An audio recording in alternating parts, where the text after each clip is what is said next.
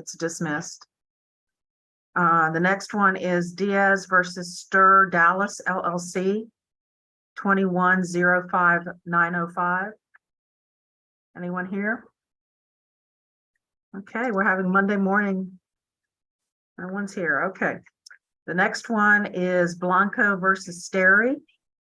That's DC 2104206. Anyone Yes. for that case? Yes, Your Honor. Natasha Eggeray before the defense. I do believe plaintiff's counsel was in trial this morning. However, we issued payment for this settled case on 3/2. So we're just asking the court to give us a little bit more time to get that check issued to the plaintiffs and get that non-suit on file, Your Honor. Okay. All right. Go ahead and I'll give you 30 days to do that. Thank you, Your Honor. All right. Thank you. You may be excused. Ruiz versus Elza, DC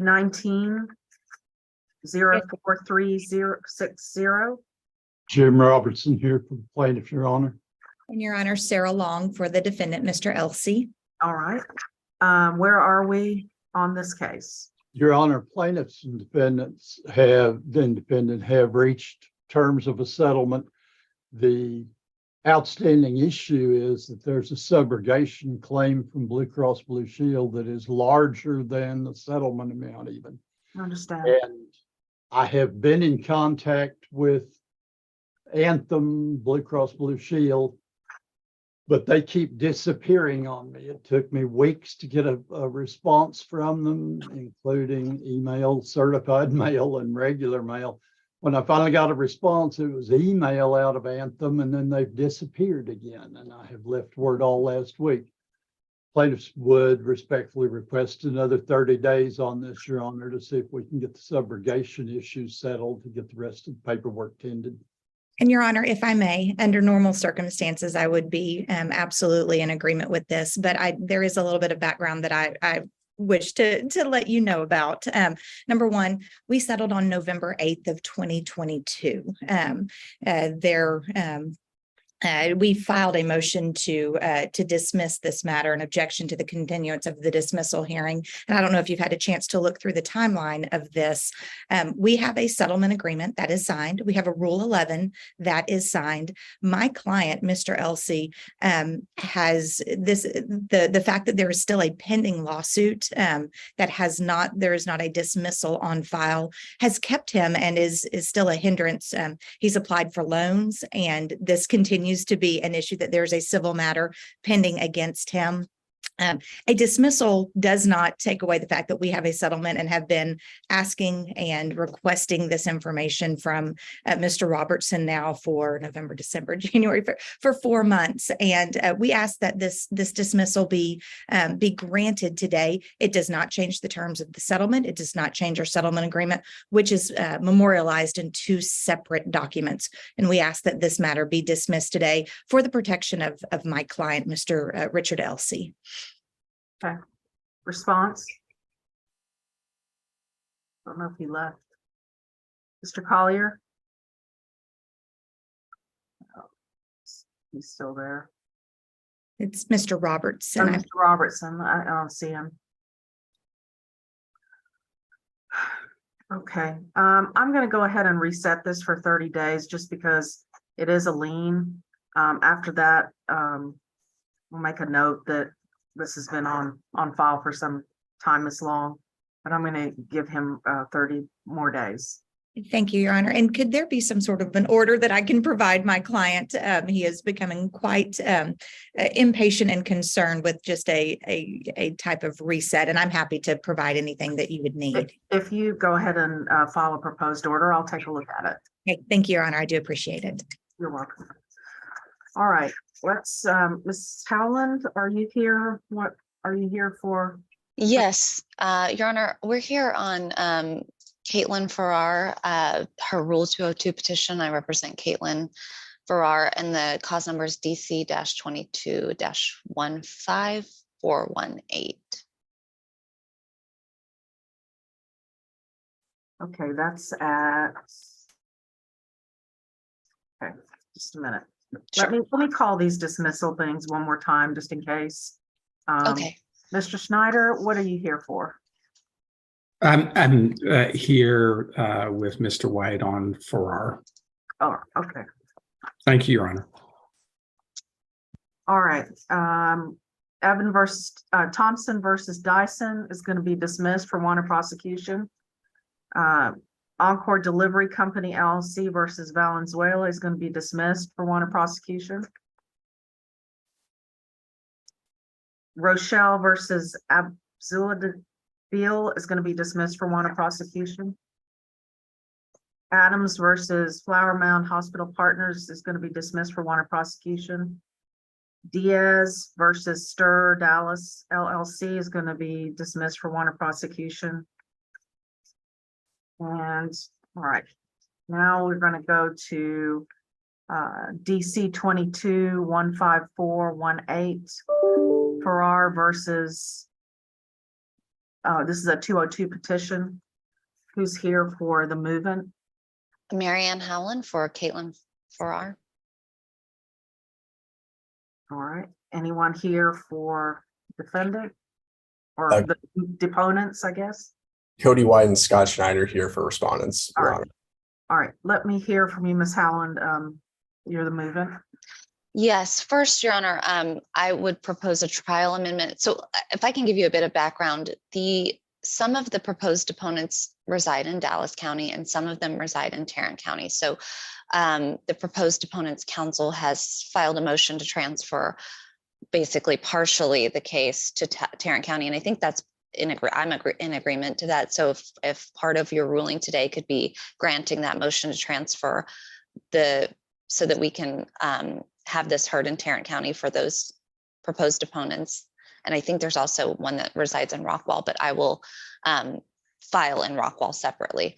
The two deponents that we're asking about for today, Your Honor, I'm making a trial amendment to include Ms. Riff, R-I-F-F-E, as opposed to Ms. Ragsdale. So I filed my second amended petition and included deponent one as Ms. Ragsdale when I actually meant to include Ms. Riff, R-I-F-F-E. So I wanted to just do a trial amendment so that the court can make a ruling on those two proposed deponents who actually do reside in Dallas County. And those would be Ms. Riff and who else? I'm sorry, Mr. Riff, Drew Riff, R-I-F-F-E. And then the other deponent would be Sandra Norton, N-O-R-T-O-N. Okay. And we are ready to proceed to put on evidence as to why my client can meet the burden of showing that the benefit of her taking these depositions will outweigh any burden on these proposed deponents for sitting for a deposition.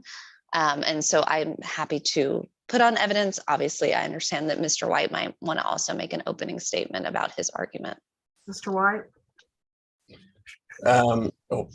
Your Honor, I'm not entirely sure if this is an evidentiary hearing, but if Ms. Howland is planning to put on evidence, I would just ask what form that would be, if it's testimony or exhibits. But other than that, I'll wait to speak on my argument until after her argument. So let me understand the court. Are you in agreement with the transfer to Tarrant County and I guess Rockwall County? Yes, Your Honor. Under the rule, all these 202 positions have to be filed where the potential deponents reside. And the basis of our motion to transfer venue is that most of the deponents did not reside in Dallas County, and there's no evidence ever came forward after that to show that they did. So the ones that do not reside, yeah, we're still in agreement that should be transferred. Okay, and who's going to provide me with an order to that effect? I can do that, Your Honor. Or I'm happy to draft that, Your Honor.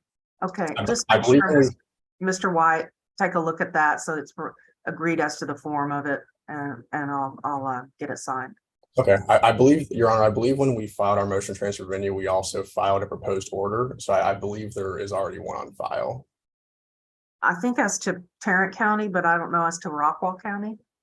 Okay, we can make sure that there's. So it's just so it's cleaner. Sure. I think that would be cleaner.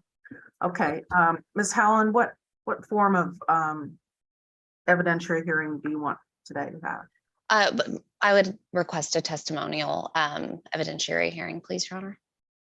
Okay. Mr. White, do you have any objection to that? Your Honor, we didn't have any notice that there's going to be testimony today. To the extent there is, we can still, we can still cross, as long as we can still cross. But again, we didn't have any notice that anybody was going to be testifying today, so we weren't able to be prepared for that. Well, here's the facts are Judge Hoffman is in trial, so his court reporter is in trial with him. So there's no court reporter here to take evidence. I mean, I can certainly listen to the evidence and, make a ruling based on that, but and I think we're on Zoom. I mean, we're on YouTube, so y'all have a record that way. But if somebody, wants a court reporter, then I need to know that now. I mean, I do think we need a court reporter. But my notice doesn't need to include that my client's going to testify, but I guess now they're on notice that my client's going to testify. This is an evidentiary hearing. So, but I guess we will need to reset so that we can have an actual court reporter. All right, that sounds good. So we're going to reset the 202 part of the, reset the 202 petition request. We're going to grant the motion to transfer venue, and y'all will get me an order to that effect.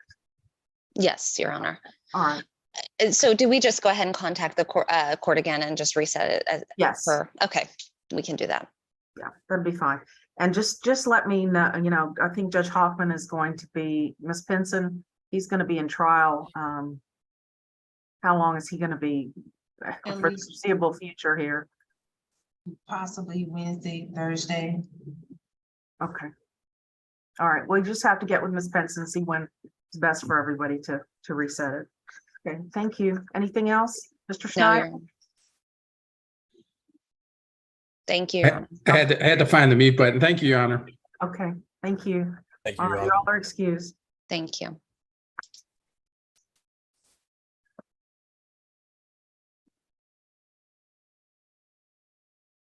Okay. I think that's it until, Rhonda, I think that's it until 9:30. Mhm. Okay. I guess We'll I'll just leave it open. Yeah, and- just leave it on. Just leave it on. Okay.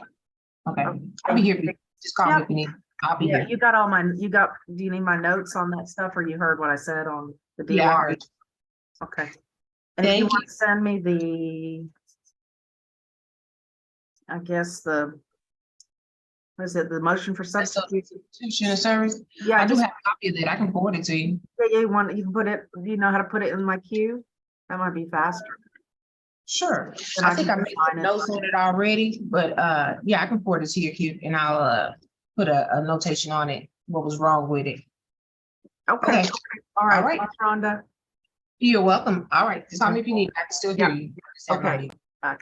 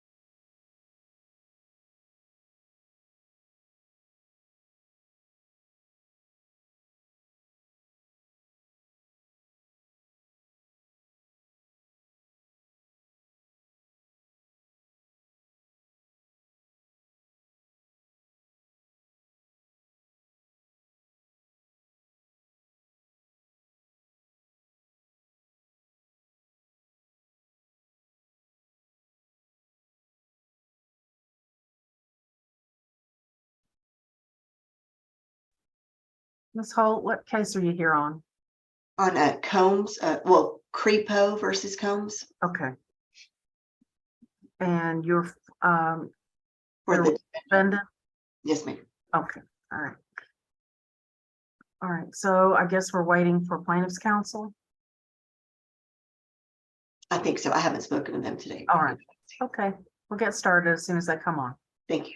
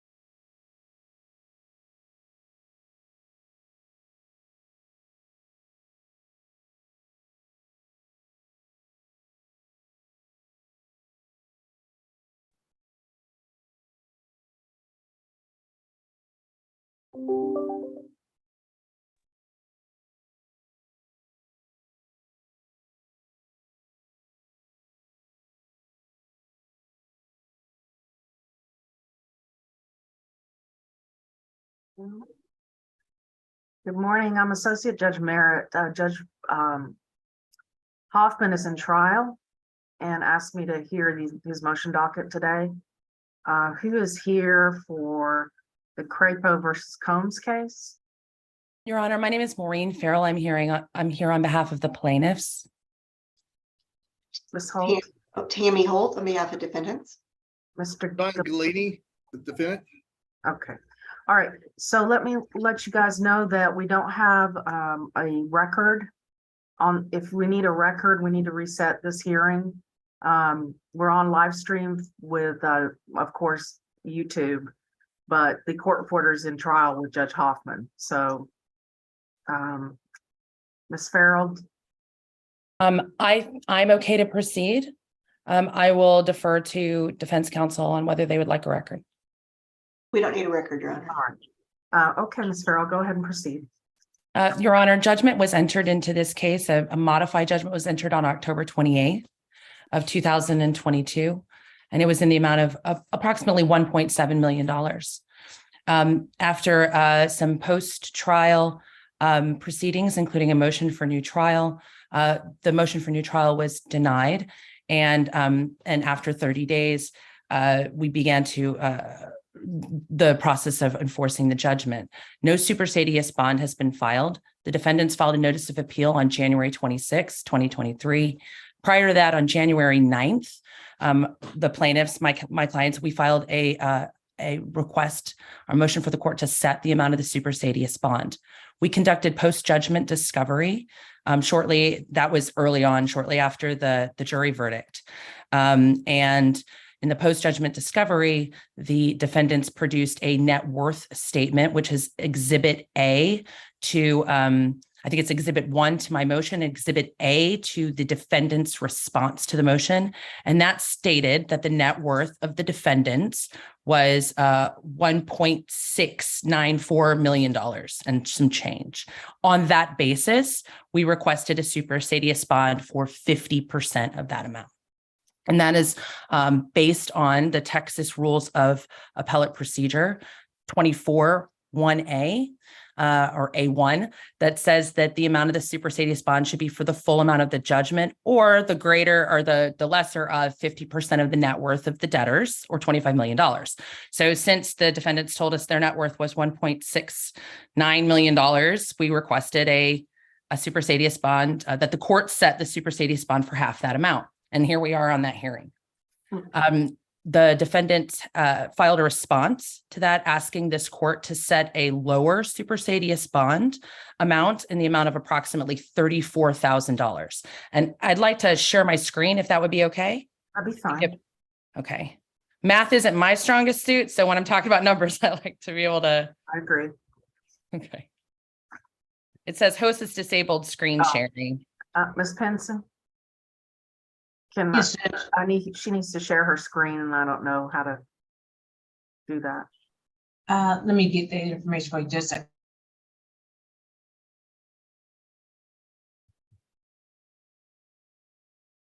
Judge is gonna go ahead and enable it for you. It'll be just a minute. Thank you, Rhonda.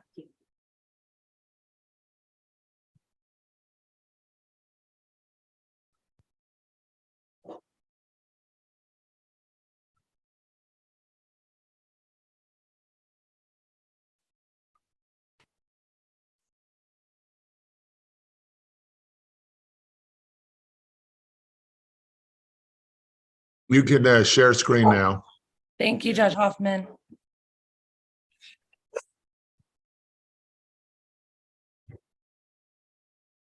All right, are you able to see this? Yes, I am.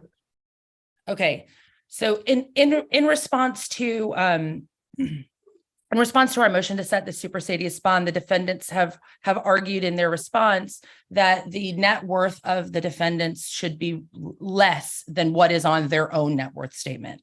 I'll say as a preliminary point, Trap 24 puts the burden, and substantial case law puts the burden on the judgment debtor to file an affidavit of their net worth. It's their burden to prove what their net worth is, and it is their burden to prove substantial hardship if they're asking the court to reduce the amount of the Supersedeas bond below what the statutory guidelines are, which is 50% of the net worth. There is no affidavit of Mr. Combs or Michael Combs Properties LLC's net worth. The only thing we have to rely on is defendant's own net worth statement, which they provided in response to post-judgment discovery. There are two reasons why the defendants think that the net worth calculation should be lower. First, they want to exclude assets that were subjected to a constructive trust at the end of the trial. So, Your Honor, at the end of the trial, after the jury verdict, the plaintiffs moved to have certain assets subject to a constructive trust. And I don't know if you've got the motion and response in front of you. We've got that bit of the judgment in both. In all of our papers. It was, I reviewed it. you see it? So it's in my response, I've got a screenshot from the judgment. It's just out of the judgment. It's two pieces of real estate, $172,000 in cash, a gold coin, and $1,000 a month, approximately $1,000 a month that Mr. Combs receives from TMRS, the Texas Municipal Retirement Fund. Those assets were subjected to a constructive trust. So the defendants say in their response regarding the Supersedeas bond that those assets should be taken out of the net worth calculation. And on one hand, we actually sort of agree with that, right? Since those assets are subject to a constructive trust for the benefit of the plaintiffs, right? It does on one level make sense that that should not be included in the net worth statement of the defendants, right? The problem is, Your Honor, is that so with respect to the real estate, as I mentioned in my response, the real estate's secure. We have filed judgment liens with respect to those two pieces of real estate, and those are secure. But that $172,000 in cash and the gold coin are not secure. They're still in the possession of the defendant.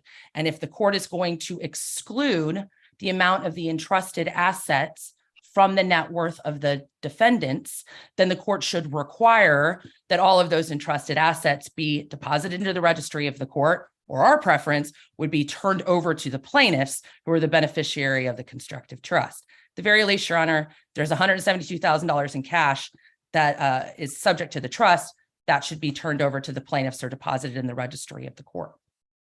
So that's the constructive trust issue. The second basis for the reduction of the defendant's net worth, in accordance with the defendant's response, is the defendants seek to exclude from the net worth calculation the defendant's putative exempt assets. Okay, so particularly Michael Combs' homestead, Chatsworth, and his retirement, exempt retirement accounts. Now, as I said towards the beginning, the defendants have not filed an affidavit of net worth. The court can only rely on whatever competent evidence is before it. And in this case, the only competent evidence is to the extent it's evidence at all, is the net worth statement that the defendants themselves provided in post-judgment discovery, which state that their net worth is about $1.6 million. There is no legal basis for, so it's the math I was talking about, and I've just prattled on to you. There's no legal basis for excluding the putative exempt assets under Property Code 42 from the calculation of net worth. The defendants refer to two cases in their response that they say support the contention that exempt assets should be excluded. Neither of those cases, as you'll see in my response, actually support that. In both instances, the court demurs and says that it's not going to make a ruling on whether the exempt assets should be excluded. It does say that the trial court would not be in error for excluding those exempt assets, but in those cases, the court makes it clear that part of their reasoning is because the prima facie burden of the judgment creditor, or sorry, the judgment debtor had been met by them filing an affidavit of net worth, which hasn't happened in this case. I'd like to direct. So this is what I was talking about with the gold coin, the TMRS, and 172 in cash. To direct Your Honor to a more recent case, Texas Black Iron. I can file this post-hearing if that would be helpful to Your Honor, but I'll just direct your attention to it now. This is a recent case in 2020 out of the Court of Appeals, the 14th District, where the court, again, declined to rule on whether exempt assets should or should not be included in net worth, but the court did say, and let me see if I can share this with you. The court did say that net worth should be calculated according to generally accepted accounting principles. And let me scroll up for you here so you can see that.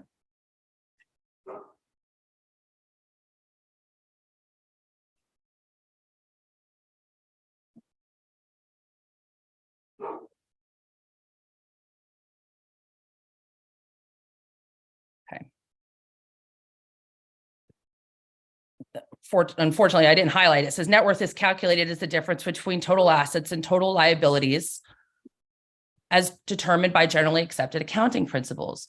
So total assets and total liabilities does not exclude the exempt assets. Moreover, I think that we all have an understanding of what a homestead is, and we just assume that the house that somebody lives in is an exempt asset. And I don't really want to argue that Mr. Combs' Chatsworth property is not exempt. Your Honor, you don't have any evidence before you to suggest that it is. More problematic is that there is about $500,000 in retirement savings, which the defendants are asking you to just agree without any evidence or definitely exempt retirement accounts under the definitions of Texas Property Code 42. And I don't think there's any evidence before you, Your Honor, to suggest that those are exempt retirement accounts. But even if they were, they are still part of the defendant's, the judgment debtor's total assets and should be included in the calculation of the net worth for the purposes of setting the bond.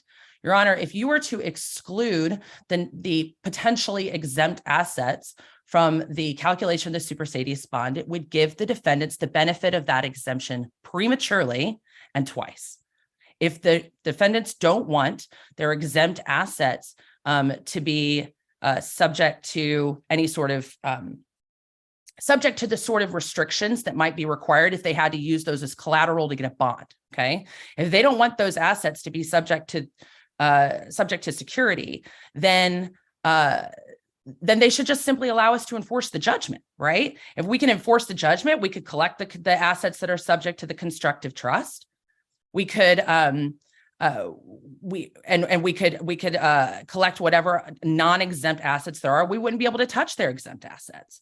So the putative exempt assets, so the homestead and the retirement accounts should be included according to the case law the guidance that we have from the courts should be included in the calculation of the total assets available to the judgment debtors.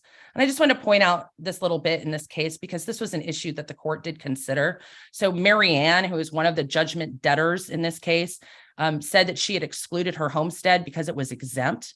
And the expert Turner, and this is the judgment debtor or the judgment creditor's expert. I acknowledge that. He said GAAP would require Marianne to include her potentially exempt asset, her home, as an asset, regardless of the implications under Texas law. The court, taking note of that, just notes in this footnote down here, footnote 4, that on appeal, Marianne didn't suggest that equity in her homestead must be excluded from the net worth determination. And so the court didn't address the issue, right? So the court didn't reach that issue. But, given the generally accepted accounting principles and the total assets, total liabilities of the defendants, those potentially exempt assets should be included in the calculation. So I don't know if you were able to get to, I think we filed a proposed order. And what we proposed is that the entrusted assets, the assets that are subject to the constructive trust, could be excluded from the net worth of the judgment debtors, provided that the $172,000 in cash, the gold coin, and I don't know if we spoke to the monthly TMRS payment, but that would be turned over to the plaintiffs, or at the very least, put in the registry of the court, right? On that basis, the net worth could be reduced by the amount of assets that were subject to the constructive trust.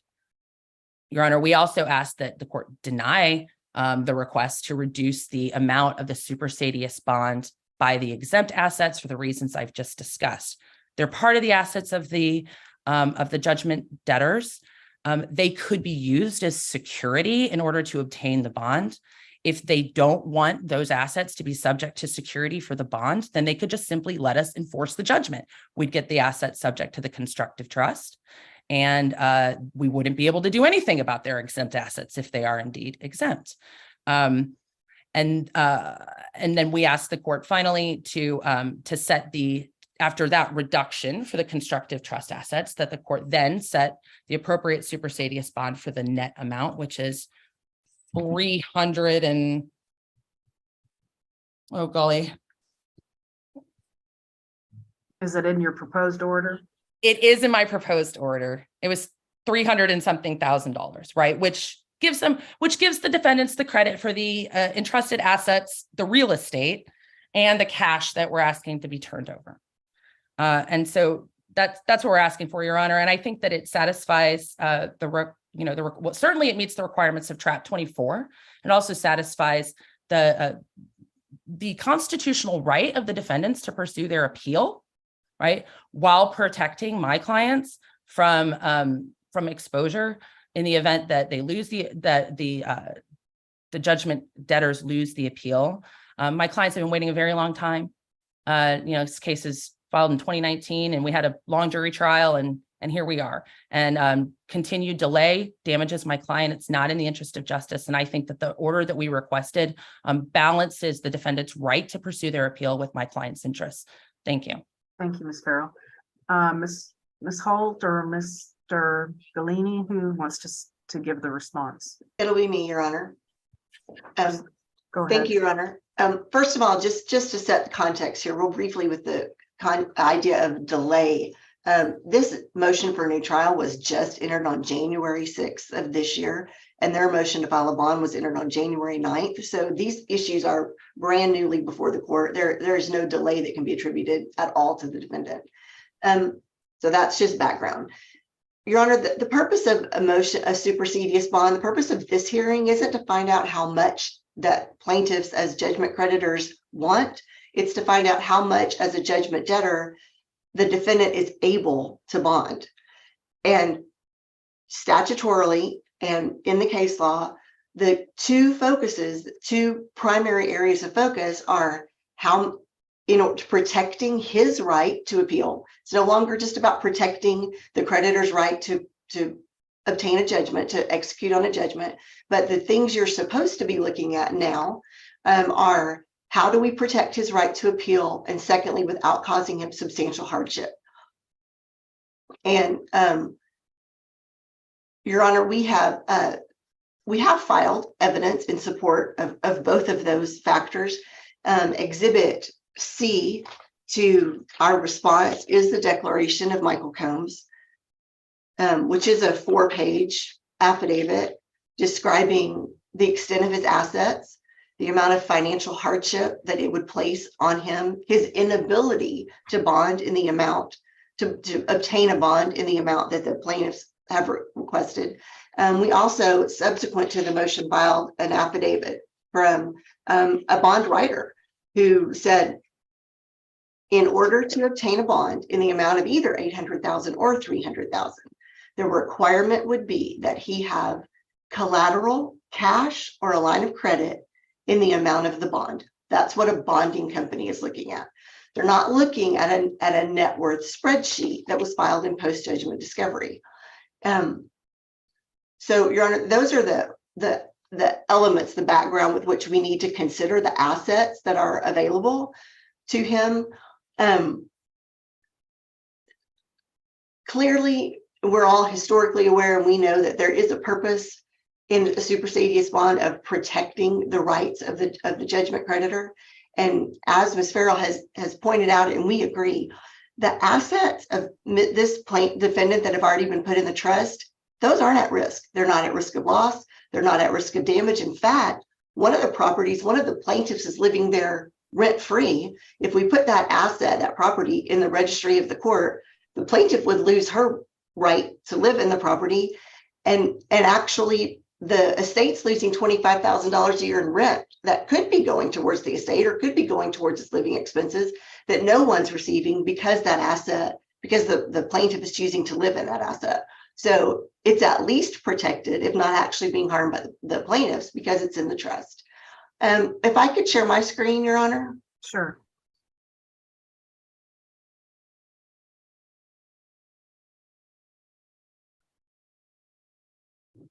Are you able to do it? You should be able to. There we go. So, Your Honor, this is the net worth spreadsheet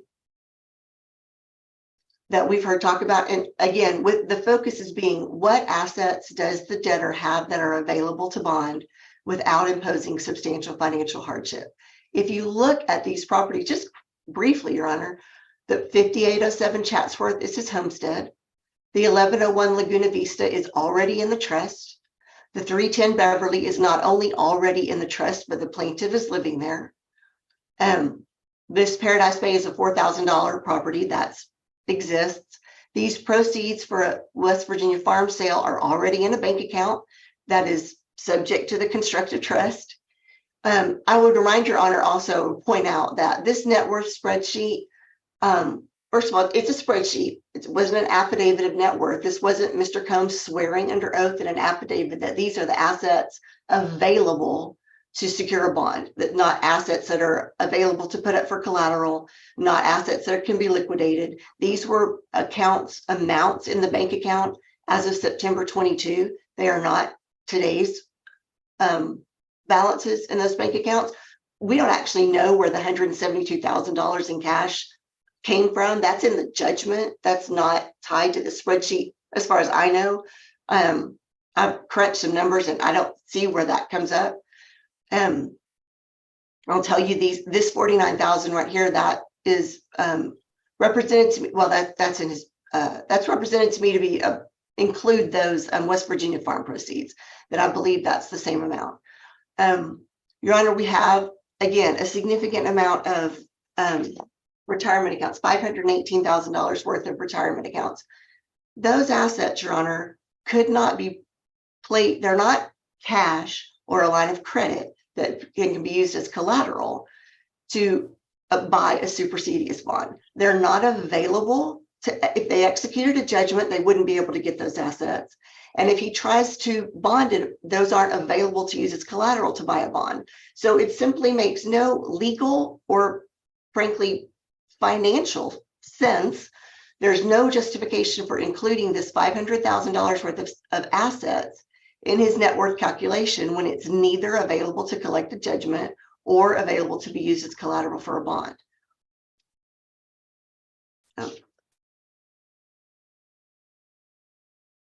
that gets us down to, there's been no allegation about, these cryptocurrency amounts haven't been disputed or requested as far as I know.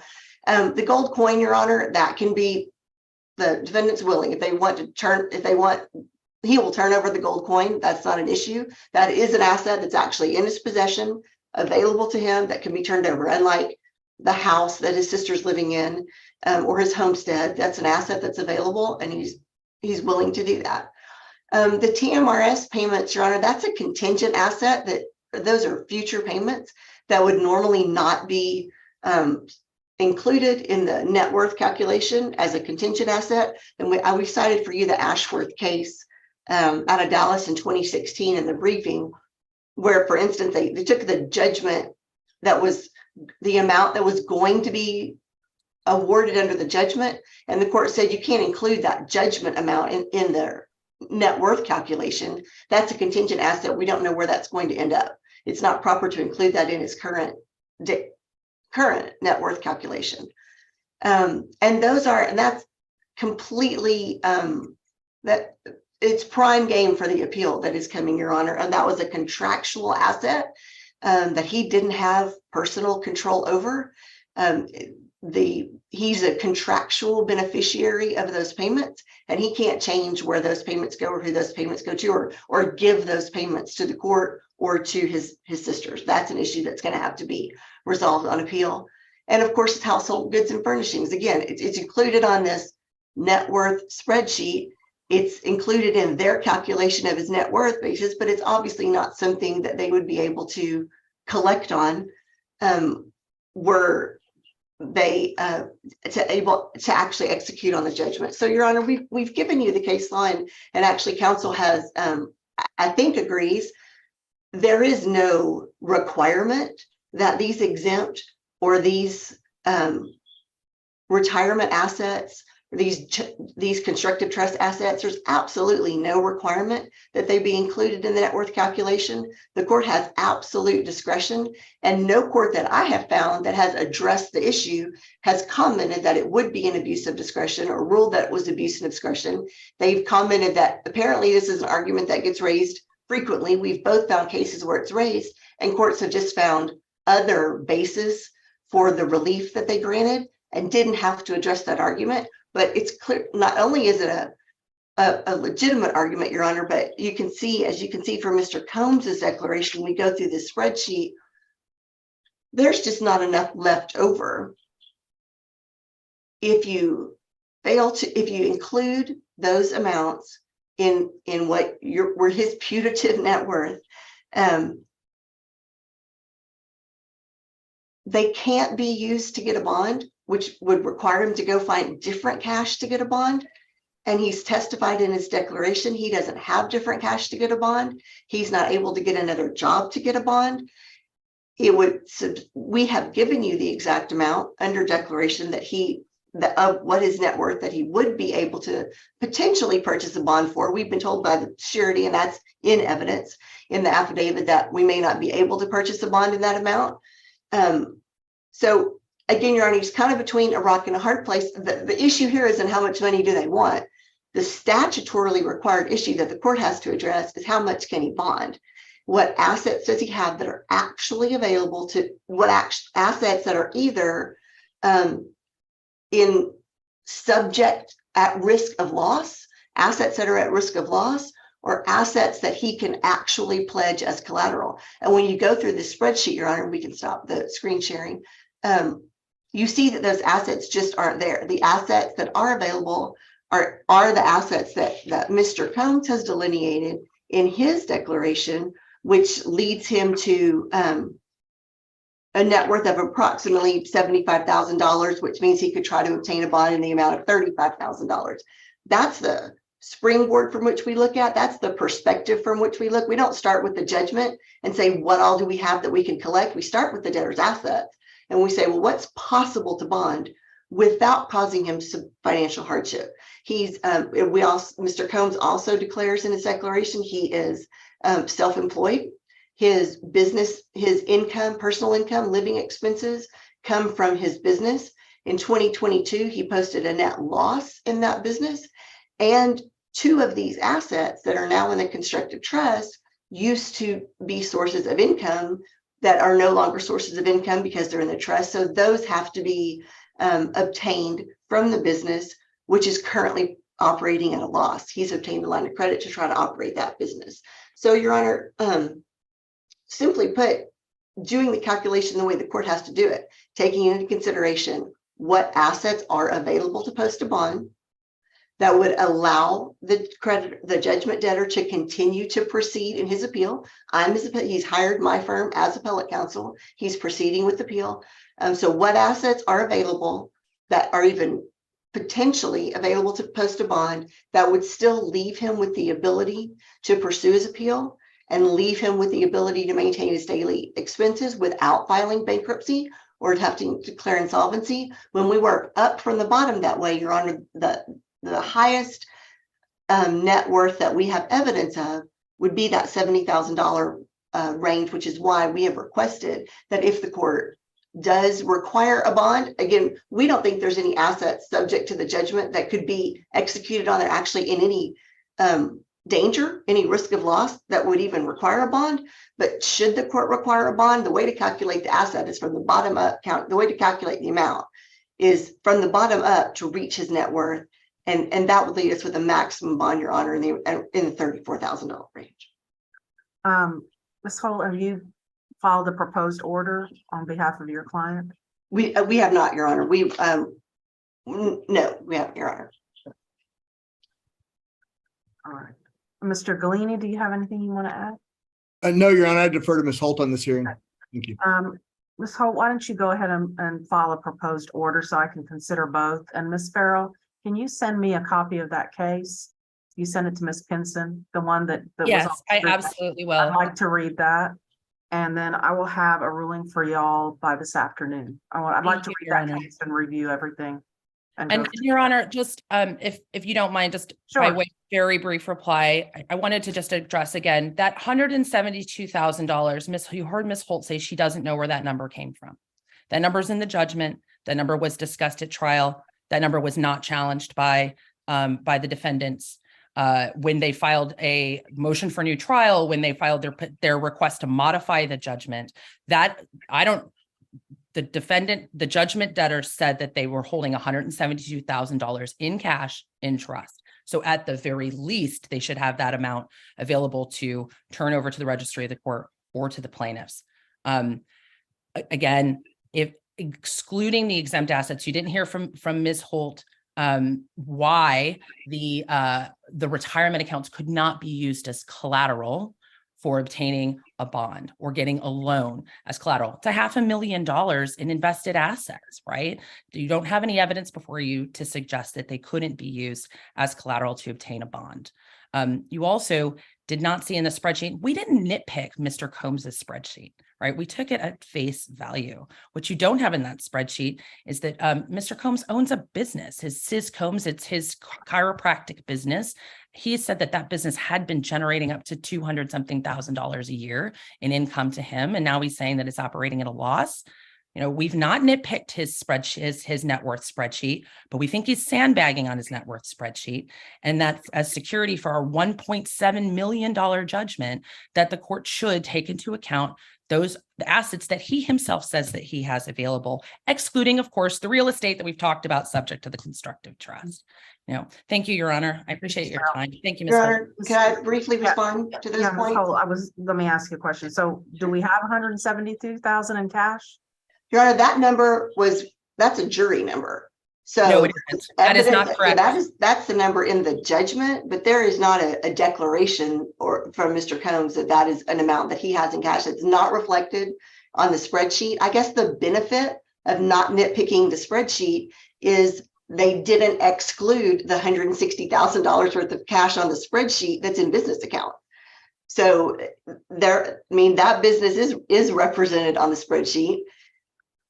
That's been included as part of his in their calculation of his personal individual net worth, and his current testimony and his current declaration, not in September 25th of 2022, but last week in his declaration, is that when 2022 ended, that business operated a $31,000 net loss. So that's the evidence Okay. to show you the source of those funds. All right. Okay, Ms. Holt, go ahead and file a proposed order. And Ms. Farrell, can you send that case? I over? will. And I'll- then, Your Honor, could we, I don't think that case is in the, Ms. Farrell just updated her reply on Friday afternoon. I didn't see anything in that case that wasn't Yeah, back to 2005 that just says you use GAAP, but to the extent there's something in that case that defendants need to respond to, could we respond to that as well? yes, you You know, can. Yes, you can. All right. Thank you, everybody. Thank you so much, Your Honor. Thank you, Your Honor. Bye-bye. Okay, is anyone here for the motion for continuance at 10 o'clock? Ibarra versus Rodriguez? Yes, Judge, it looks like both attorneys are here. Jake All Boswell right. for defendant, and it looks like Mr. Guerra is here for the plaintiff. Okay. Yes, Judge. Mark Guerra for plaintiff. Okay, Mr. Guerra, talk to me about this 2020 car accident, why you need a motion for continuance. Thank you, Judge. Yeah, we're set for March 28th. First, we tried to take depositions back in December, and we logged in that day, and Mr. Ibarra, I guess, had some technical issues and was unable to join into the Zoom. And so we agreed to reschedule, and we've been trying to do that. The other issue is defendant, Ms. Rodriguez, my client, is not cooperating with her defense. And what's unique in this case is that Ms. Rodriguez is Mr. Ibarra's daughter. And so we've not been able to get in touch with her or hold her to appear for deposition or to really to cooperate at all. And we've tried to get Mr. Ibarra to help us do that, but I think we're just going to have to go down the private investigator route to try to get a hold of her. We did discover in discovery not too long ago that Mr. Ibarra was in a prior motor vehicle accident just 8 months before our accident. And so we have issued a number of DWQs obtaining records for the treatment regarding that accident, and a number of those are still outstanding. Those are trickling in at this time. And so we haven't had depositions yet. We haven't mediated yet. And then lastly, Judge, last weekend before last, our law firm got hit with ransomware. And so we have no access to any of our files, calendars, or anything. I just talked to my boss this morning. We're still in the process of negotiating that with the hackers. We've been just kind of our hands tied behind our back the last week, unable to get anything. So she seems to think it may be this week we may be able to get access back. But at this time, like this morning, Mr. Guerra asked me for everything that had been DWQ'd, and I'm happy to send it all to him. I just don't have any of it, and don't have access to it at this time, short of trying to rebuild the file from scratch, which we're hoping is not going to be necessary this week. So given that we need to complete discovery, complete depositions, go mediate this case, we're asking the court for a continuance. And I think Mr. Guerra and I have discussed, either August or September. I know there's a holiday in there with Labor Day, which can be tough for people. I may have a vacation there as well, but we're hoping to get this case settled at mediation. We just need to get everybody's cooperation. Okay, Mr. Boswell, so you're not able to get a hold of your client or communicate with her? That's correct. Yeah, we've all the phone numbers, emails. I've considered just trying to drive to her home, but it's tricky. She lived with Mr. Ibarra, and I don't want to have any encounter with plaintiff himself.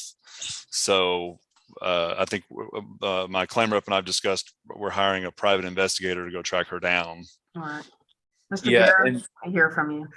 Yes, Judge, just there's a court-ordered mediation. I think that both defense counsel and I think that would probably be helpful to get this case resolved. It's going to be, usually, right, the case isn't ready to mediate until depositions have been done. Right now, it's looking unlikely that I'll be able to depose the defendant. I'm still, we've talked about this, and we're getting the plaintiffs rescheduled. And then after that, I think we're just going to go to mediation just off the plaintiff's deposition and see if we can resolve it that way. Because it's a unique case in that the police report puts the driver at fault, and the driver is related to the passenger, which is my plaintiff. So there's caused a falling out in their relationship. And so I'm just kind of Because I mean, if I tell the plaintiff to, to tell his relative something, I mean, wouldn't that be breaching like attorney-client? Like, I'm not supposed to be contacting the defendant, right? Unless it's through counsel, but all she needs to know is like, hey, you're going to get a free defense if you just contact your insurance company. So I'm trying not to, we're trying to move the case with this issue. And we still The need issue to I meet. have is it was filed in 2020. I mean, and we still haven't deposed the parties. Is that what I'm hearing? Yeah, Correct. I think another issue is this case there was another attorney before I was involved in this case. I'll just be honest, a baby lawyer was on this case and he basically left the law firm, and then I came on several months later, and then so it got moved to me. So I think there was a delay in there where there was nobody assigned to the case. Also, Judge, it was filed, yes, in 2020, but I think there was a long delay because I think it took a long time to get the defendant actually served. We had to go through substituted service, I believe, on this case. And so it has been around since 2020, but I think that the defendant didn't get served until later. When is the mediation set? The mediation is like we've already contacted the mediator. She is she has a lot of availability. We just need to do it after the plaintiff's deposition. We were going to schedule that a few weeks ago, but we have this ransomware issue. And so the defense counsel's calendar system is messed up right now. Okay. All right. And you're asking are you in agreement with the timeline that Mr. Boswell has set as far as the case being reset? Yes, Judge. We just want to do this last one so we don't have to come back asking for another one later. Yeah, because you're not going to get another one really for this older case. So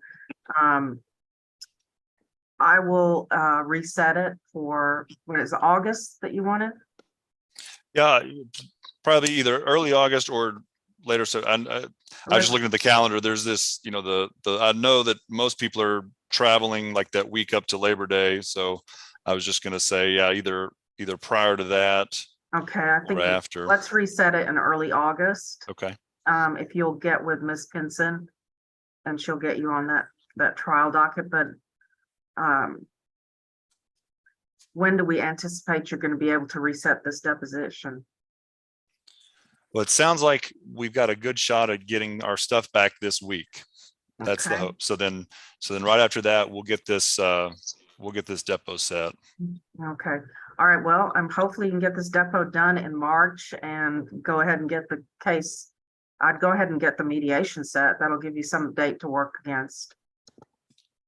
Okay. Okay. Yeah, we can schedule the plaintiff's deposition and the mediation, basically at the same time. I think that would be helpful. Okay. All right. Anything else? No, Judge. All right. No, Judge. Y'all are excused. Thank you, Judge. Thank you, Judge. All right. Who is here for SMP joint venture versus Sarah Rivera? It's DC. This is Matthew Glenn on behalf of the plaintiff, SPM joint ventures.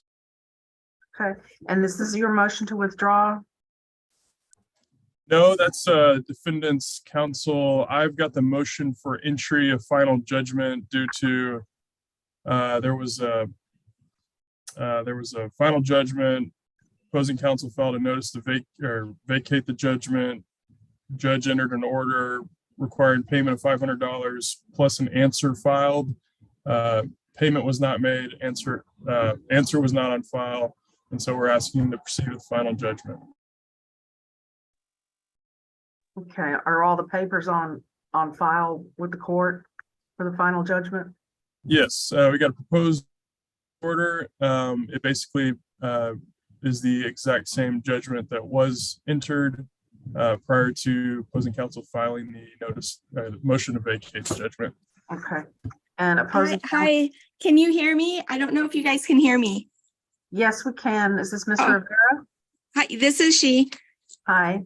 You want to turn your camera on so we can see you? Sure, I don't, can you see me? No. No, I can hear you though. Unfortunately, I'm in a hospital. Unfortunately, I'm in a hospital. Ms. Rivera, I lost you. Hi, unfortunately, I'm in a hospital room and the Wi-Fi is not very good. Okay. It looks like your counsel has filed a motion to withdraw from the case as well. Correct. I just got that email. I've been in and out of the hospital and I have not had good communication with paperwork and emails, obviously. So I'm sorry, excuse me, I don't know what I need to do. I do see that there was a $500 payment that needed to be made during a certain time period, but unfortunately I had to go back into the hospital shortly after. So I can do that, but I don't know, if it's too late or what I need to do.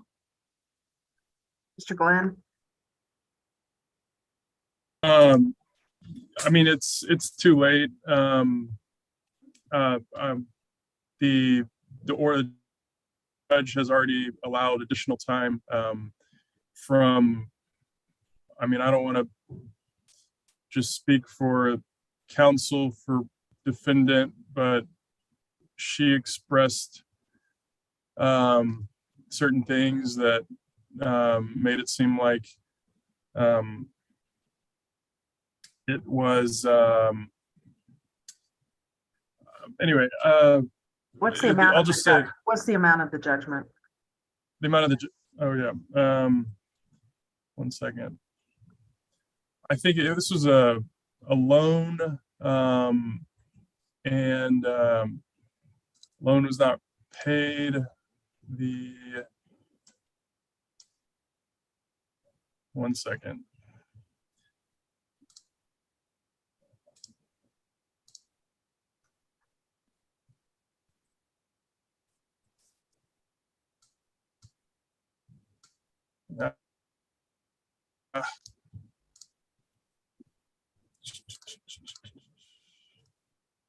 Here we go.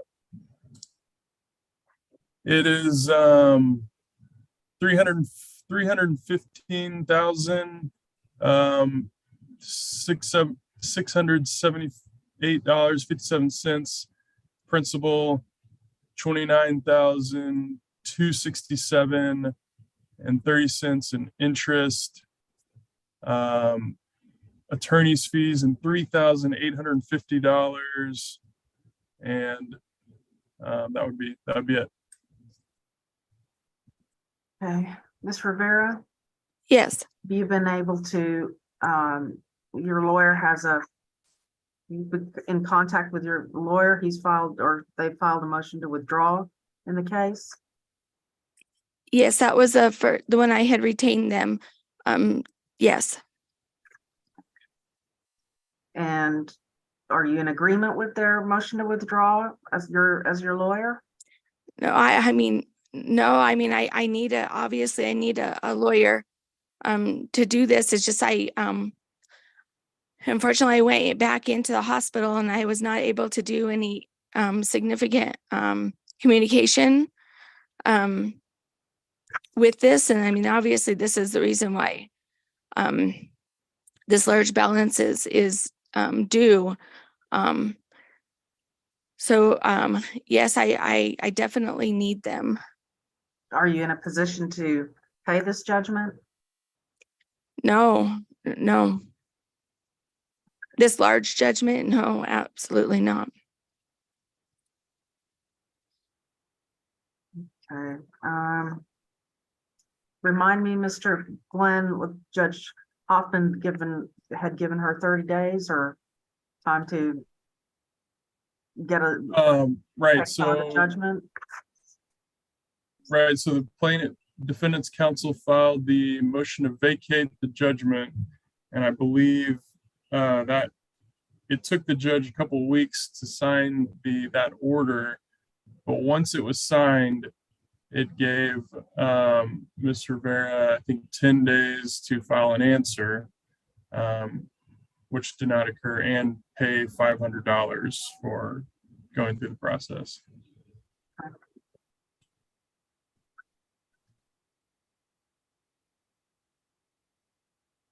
When will you be out of the hospital, Ms. Rivera? What's your situation? I've been in and out of the hospital for a little over a year. I'm hoping that I will be able to be out of the hospital by next Wednesday, and be able to be home on care. So next Wednesday is when when they are planning on discharging. Okay. All right, I'm going to, yeah, I think you should try to find an attorney to represent you on this.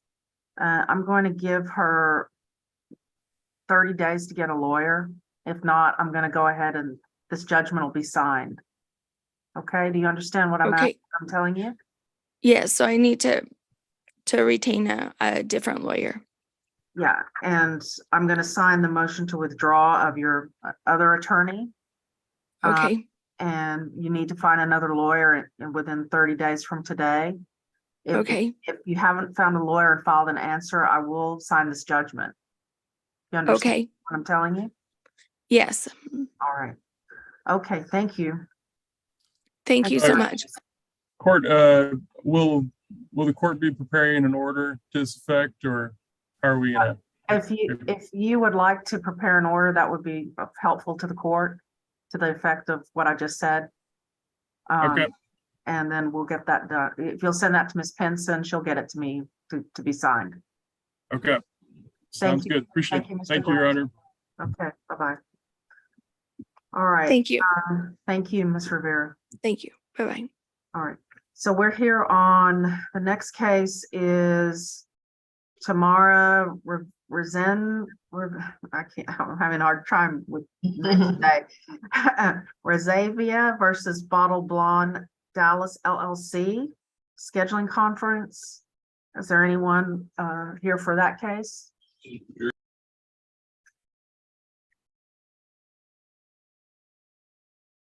I guess not. Mr. Laredo, you've been here a while. Which case are you here on? Yes, Your Honor. I'm here for Richard Diaz versus Stir. I'm happy to report that case settled. I don't know if a non-suit was filed, but that case is settled, so if we could take it off the docket. Okay. That was for this morning. Let me see. Yeah. You have to get with Miss Pinson because I DWAP'd it when you didn't show up this morning at 9 o'clock. Okay. Okay, will you get with Miss Pinson, tell her it's settled, and can you do a non-suit today, or when can we expect that? Yeah, end of business today. Okay. Reach out to Miss Pinson over phone or email. Is that what you're suggesting? Yes, and then just go ahead and file the non-suit and I'll get it signed today. Understood. Okay, thank you. Thank you very much.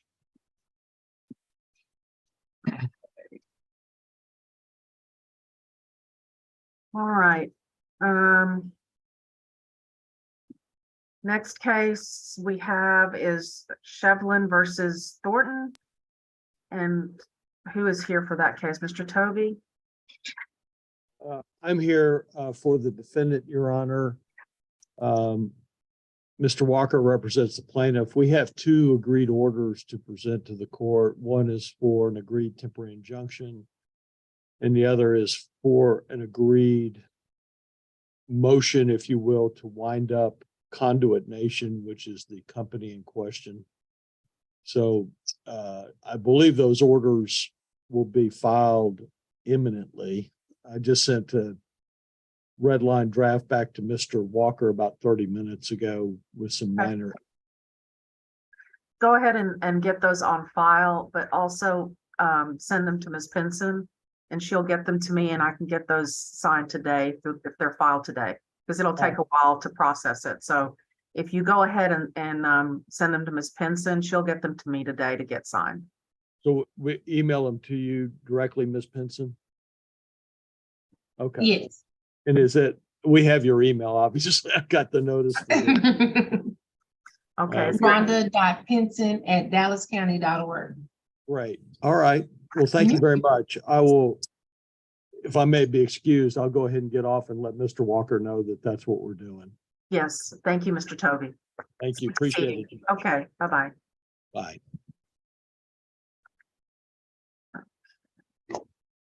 What else do we have? Let's see, that was at 10 o'clock, so the next one should be 10:30, Shevlin versus Thornton. That's a temporary injunction. That's the one we just did. We just Oh, did that one. They're gonna send you agreed orders. Oh, okay, the next one will be Acosta versus Wash Guys. And what time is that one? I don't have it It's on. 11:15, Oh, okay, so we can take a, and it's the last I one. can take a break. I can take a break. Yes, yes. Okay, let's see, Miss Northcross, what?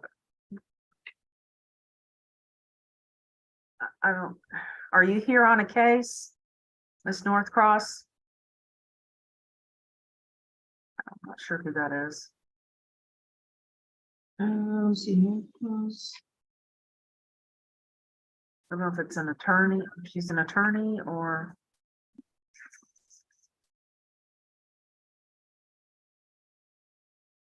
Mr. Rivera, you don't have to stay on the Zoom. You can if you want to, but you certainly don't have to. I'm sorry. Can you hear me now? wasn't Yes, I able to hear can. myself. Miss Northcross, who are you here for? So I was supposed to appear for the motion to withdraw. Oh, okay. Yeah, I granted that. Okay, thank you. So I'll get that order. Ms. Pinson, if you'll get that order to me, I'll sign it. Okay. Okay, thank you. Okay, thank you. You're excused. Okay, so. That's it to 11:15. Okay, all right, Okay, so Mr.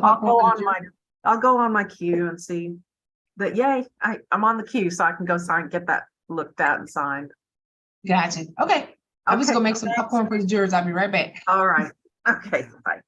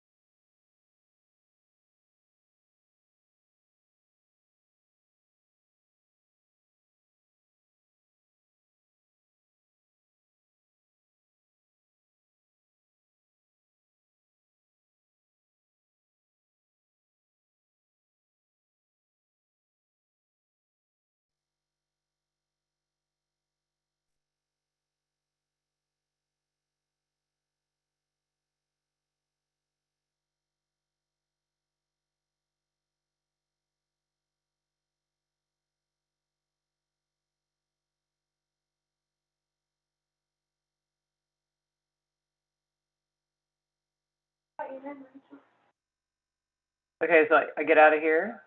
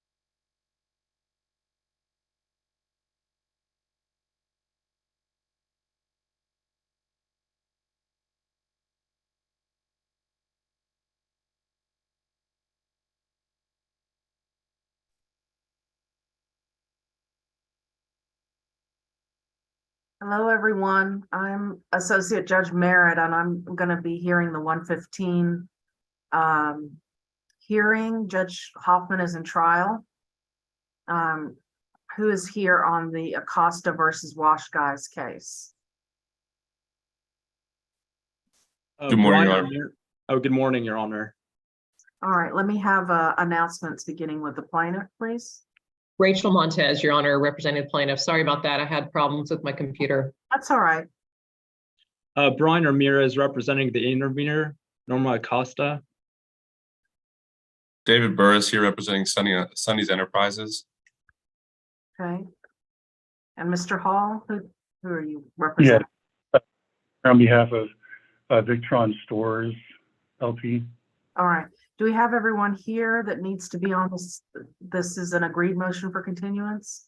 It is, Your Honor. It's agreed. And so I think we probably have everyone here that needs to be here because everyone, we actually worked out a new scheduling order. Okay, great. So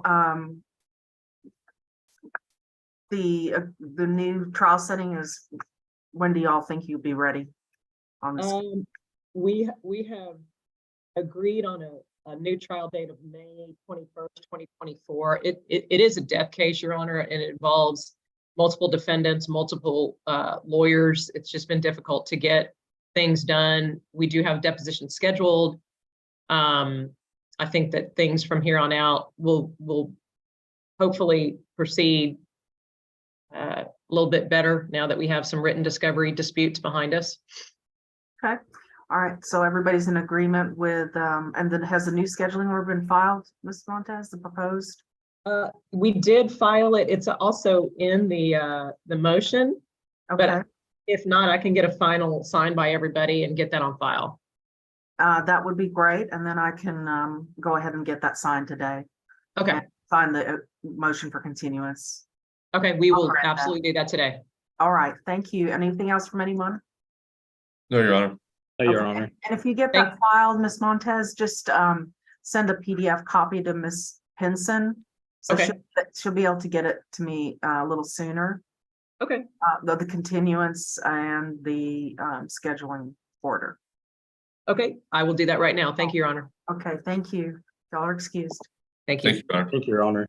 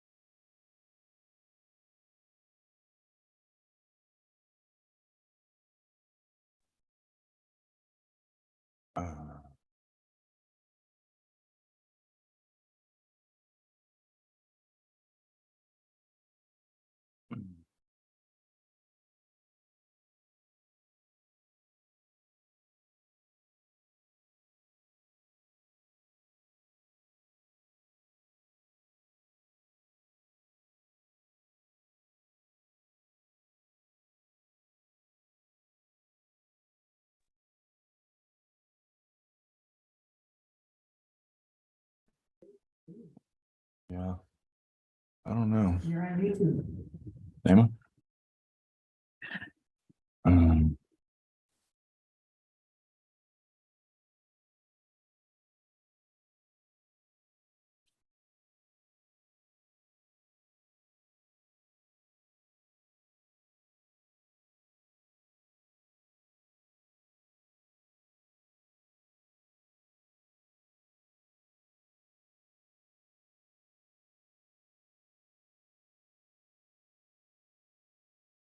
Hello, can you hear me? Rhonda? Can you hear me? Yes, I can hear you.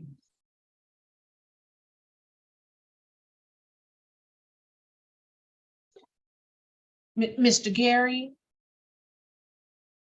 You can hear you? Okay.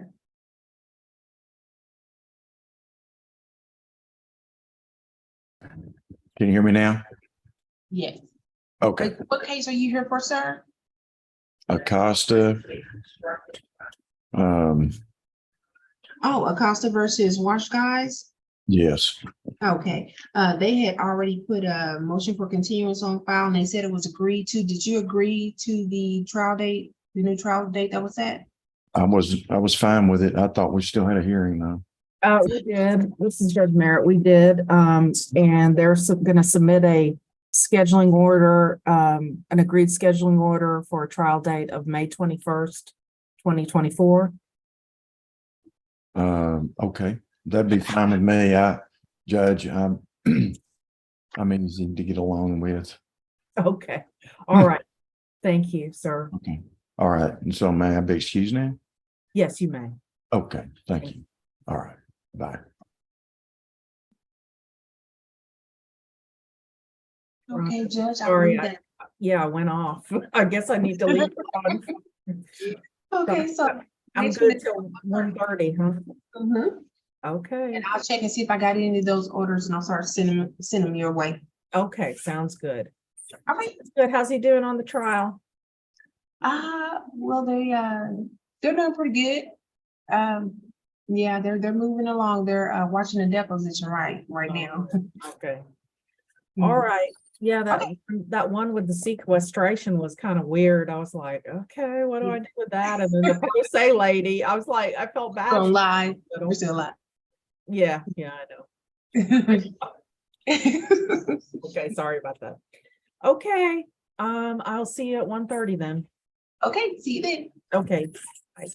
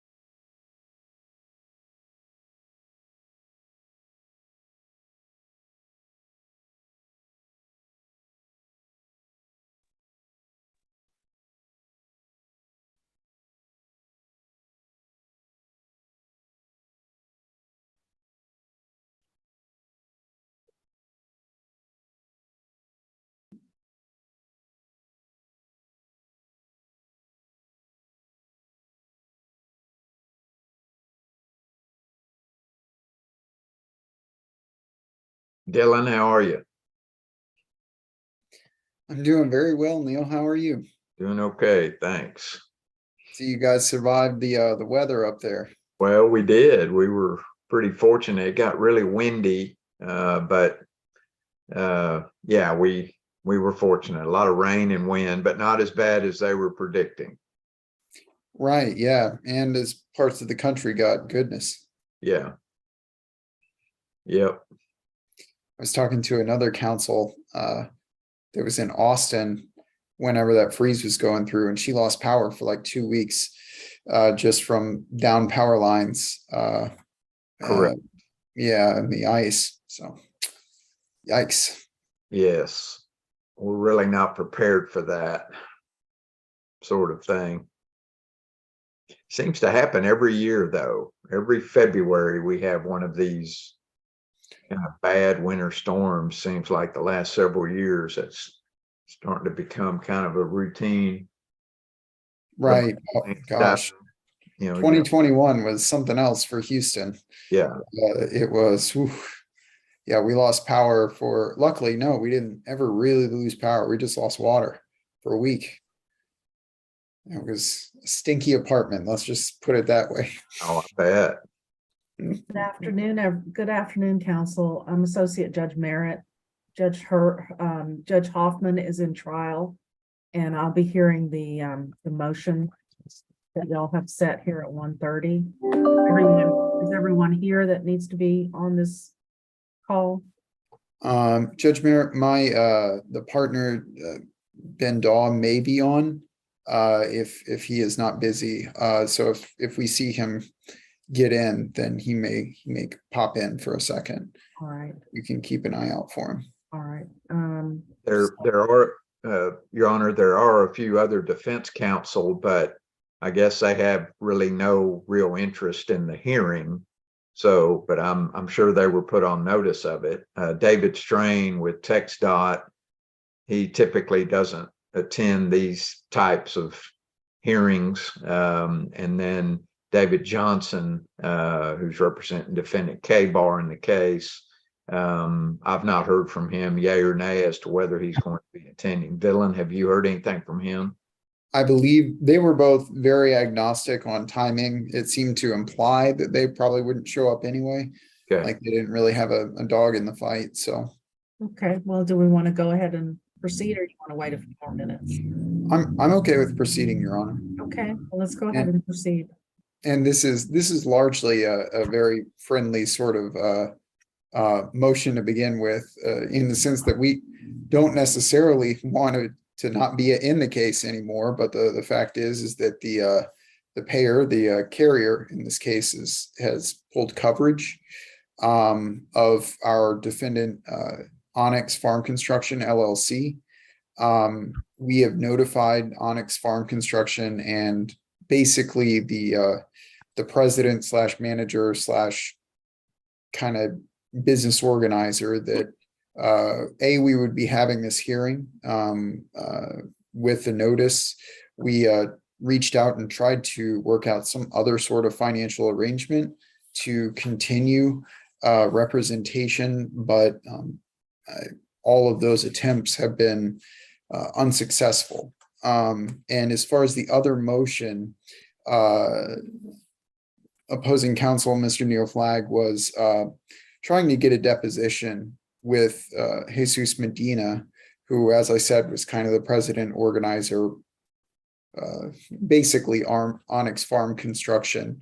And well, there's nobody to pay us, Your Honor. That's essentially what this comes down to. There isn't really a whole lot more to say about it. We're willing to do whatever the court says as far as the right way to wrap this up and to withdraw if there are any additional measures beyond what we've already done.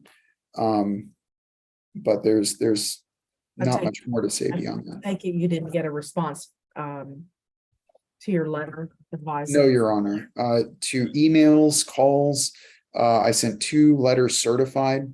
One to just let them know, hey, contact me. Let's work out another arrangement.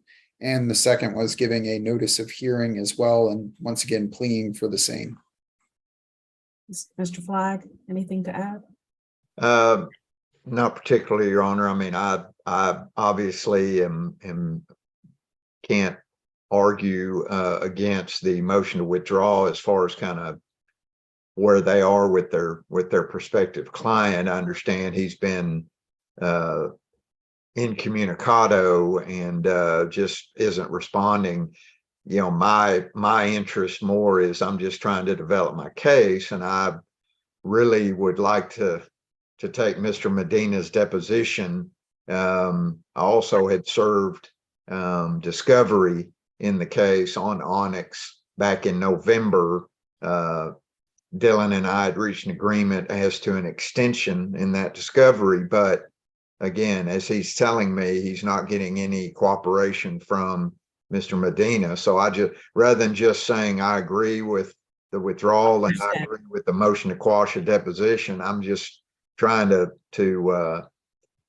figure out the best way to develop my case. And I know that if the law firm, if Mr. Medina's law firm is still involved, then I probably have a better chance of getting a response from him and getting responses to my discovery. I understand. All right, well, I'm going to grant the motion to withdraw. I don't know, Mr. Flagg, perhaps you could subpoena him for his deposition, ask him to bring the documents. That's the only thing I can think of off the top of my head. I have considered that, and that I'm assuming that will be my next plan of action. Apparently he's not responding to his attorney. I'm not sure how he might respond to a subpoena, but yes, that is going to be what we attempt to do. Okay. All right. And Neil, I'll supply, we did manage to get certified letters. I mean, we actually did get the return receipt for those. So I do have an address where we're at least getting something in somebody's hand, and I'll make sure that you have that. Yeah, if you can provide that to me, that would be very helpful. Thank you. Mhm. All right. Anything else, gentlemen? No, Your Honor. Not on my end. Y'all are excused then. Thank you. Thank you, Your Honor.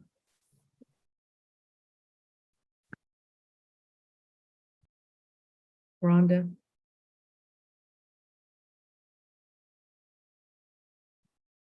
Yes, Judge, go ahead. Oh, I just said the next one is at 2:30. Let's Motion see. for motion for Yes. summary judgment. Are you waiting on a order for that last one? Yes. Okay, you put it there, waiting on order. Got it. Yep, next one is at 2:30 and It's a motion wow, for that's summary a little judgment. jump.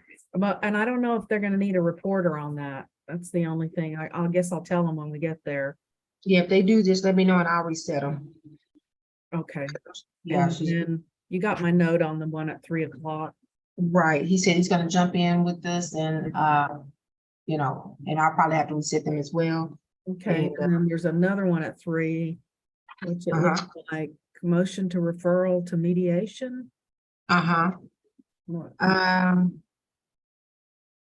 I guess they want to change it, I guess, defer mediation referral. Actually, all they need to do is send in a mediation order. Or, what you call those things, when they want to change the mediator. Yeah, a motion to substitute There you mediator. go. Yeah, that's all they really need to do on that one. Looks like there's already a mediator appointed, Mr. Lewis.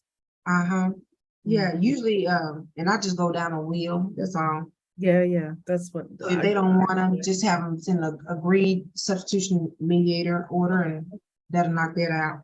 Okay, and then the other one is the motion to dismiss. Okay, and that's a pro se. Okay, all right.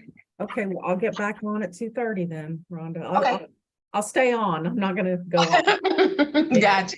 All Me right. too. All right. Bye. Thank you. Bye.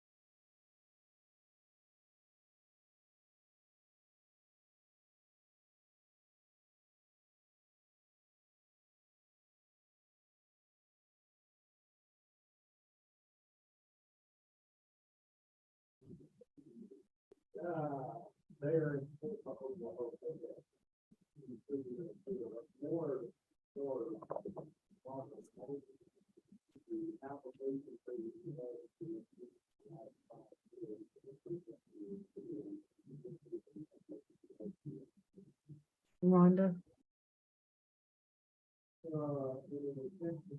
I hear it. Good afternoon, everyone. If you're here on the 2:30 matter, I'm Associate Judge Merritt and Judge Hoffman is in trial and wanted me to hear this motion. Is everyone here? Is I see Mr. Suckoch? Yep, Judge, sorry about that. I had my video off. I am on. That's all right. I was explaining that Judge Hoffman is in trial and asked me to hear this motion. However, because he's in trial, there's no court reporter. If somebody requires a record, we're gonna have to reschedule this hearing. Or if you want to go forward without a record, I'm happy to hear the motion for summary judgment today. I'm fine with that a record. It's a motion for summary judgment. Yeah, I'm fine with that as well, Judge. Okay, all right, well, and let's proceed. Let me hear from the movement. This is Tim Daniels with Figueroa and Davenport, representing Saba Ventures. We filed this partial motion for summary judgment seeking advancement of fees in this partnership dispute. And what I want to make clear is this motion is not addressing ultimately whether we be entitled to indemnity, which is something that would be determined after the merits of the case were over. But rather, we're seeking advancement of fees during the pendency of the case because that's what the partnership agreement provides for. And I would note, we cited in our motion, and I think a case that's relevant to a lot of the arguments that are being made is the In Re Dematia case that was decided by the Dallas Court of Appeals just last year. And they addressed advancement, and they recognized that it was a different claim than indemnity and did not require a showing that, in fact, you were not going to be liable in the lawsuit. I don't know if you had a chance to look at it, but I could show you part of the reasoning of the court here. Ms. Hanson, can he share his screen with me? Let me see. Judge Hoffman's got to let go of. Okay. There you go. There you go. Thank you. Is that visible to everybody? Yes. Okay. So this was a case decided by the Dallas Court of Appeals just April of last year. It was a mandamus action where the trial court had denied the advancement of fees, and the Court of Appeals reversed and said advancement was appropriate.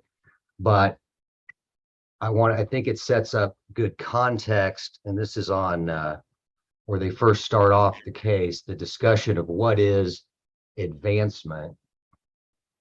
Do it a little bigger. And they rely on Delaware law because that's typically a state that courts look to, but there's also a few other Dallas or Texas Court of Appeals cases that have addressed advancement of fees. But specifically, they talk about it as being a corollary to indemnification because it provides corporate officials with immediate interim relief from the burden of paying for defense. Although the right to indemnification and advancement are correlative, they are separate and distinct legal actions. And I raise this because I think a lot of what's set forth in the response to the motion goes to the issue of would Saba ultimately be entitled to indemnification should the plaintiff actually prove all of the claims that they're asserting in their petition. So I want to make clear that we are only seeking advancement of fees. This doesn't address indemnification. And therefore, the merits of the claims are not really at issue because that's going to be determined at a later date. You, in fact, don't have anything in front of you that would allow you to determine the merits of this claim that the plaintiff has made. So, and again, Dematia also addresses that issue in the opinion. And I'm going to go a little bit farther in.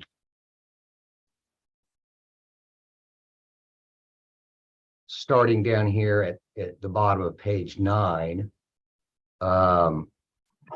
where they say we disagree with the restorations argument, which was the party that was arguing against advancement, that because relator allegedly has unclean hands, he is disqualified from seeking equitable relief and from enforcing the advancement clause.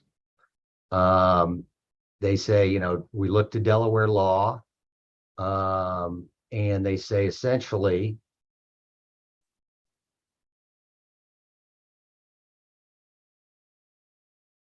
all lawsuits involve allegations of wrongdoing by the other party. Restoration's argument would render the contract term meaningless and predetermine the merits of its claims. So that is, they have made allegations, but we're still in a lawsuit. We haven't got a final determination of the merits. The contract provides for advancement, and therefore we argue that we should be able to get advancement. So I'm also going to want to show you, and I'm making sure that I'm closing that. Control. Okay, there we go. I'd like to show you the provision at issue in the case, and this is from the this is the contract partnership agreement that the party signed, and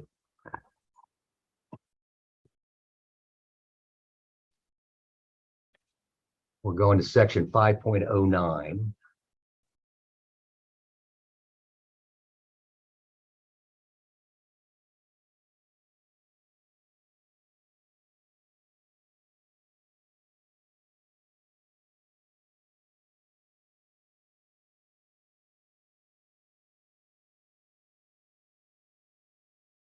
I'm sorry, not 5.09. We're going to 5.12.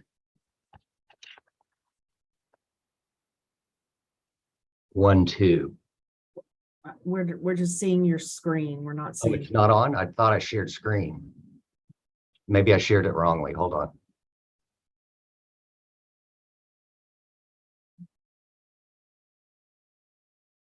Share screen.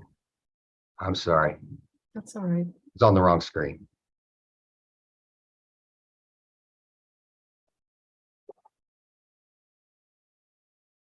So this is section 5.12 of the partnership agreement, and I'm focusing on subsection A and subsection C to the full extent permitted by subchapters B and C of the Texas Business Organizations Code. The partnership is required to indemnify, et cetera, and advance expenses to the general partner in any of these in a case incurred as a result of something for which the general partner or former general partner is liable under section 509. They say that's an exclusion. C is what's called a contract to indemnify under section 8.151, and again it says that the general partner will be entitled to advancement of fees. Now, the plaintiff has argued that section 5.09, that the limitation, that is, to the extent we're liable under 5.09, we can't get advancement. They read that section in that way. Well, if you read it in that way, you could never have advancement, because if they allege supposedly that we violate 5.09, we couldn't get advancement. There's been no determination that we're liable under section 5.09. All there is allegations that we are. And therefore, to read this provision to say, well, you know, you have to show you're not liable for you get advancement, that means I have to win the case before I get advancement, and then I wouldn't need advancement. And that's just a circular reasoning of this provision. It provides for advancement, which means prior to a determination on the merits, you would get advancement. Now, to address the issue as the code addresses it, what we did is provide the plaintiff with an undertaking saying, if in fact we are liable and we don't aren't entitled to indemnity, we would reimburse any advancement that is made. And in fact, that is in exactly what the Texas Business Corporations Act, Organizations Act provides. So again, I'm going to show you the provision of the Texas code that's applicable.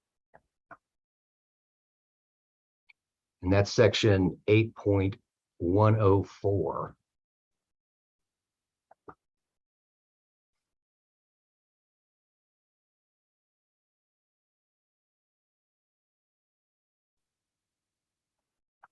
And this addresses advancement of fees. An enterprise may pay or reimburse reasonable expenses incurred in advance of the final disposition of the proceeding without making the determinations required under section 8.101A. And 8.10A is whether you're entitled to indemnity or not. So essentially they're saying you can advance fees whether or not there's a determination that the person is entitled to indemnity itself under the contract. And the two things they need is a written affirmation from the person of the person's good faith that the person has met the standard of conduct necessary for indemnification, and a written undertaking by or on behalf of the person to repay the amount paid or reimbursed if the final determination is that the person has not met the standard. So that's what we provided. It's attached as Exhibit 2 to their response to the motion, which is a letter we sent them with an undertaking signed by our client, saying in good faith he believes he would be entitled to his company would be entitled to indemnification, and 2, that we would repay any funds that were advanced if there should be a determination that we're not entitled to indemnity. So that's exactly what the code provides, Your Honor. And we feel we're entitled to it. I'm going to address a couple of the arguments they make in terms of why we're not. One of them is that somehow the provision for indemnification and advancement has been overridden by a general provision in the contract that says you can't provide indemnity as the general partner without the approval of the majority in interest in the partnership. And I'll show you the sections that they're referencing here.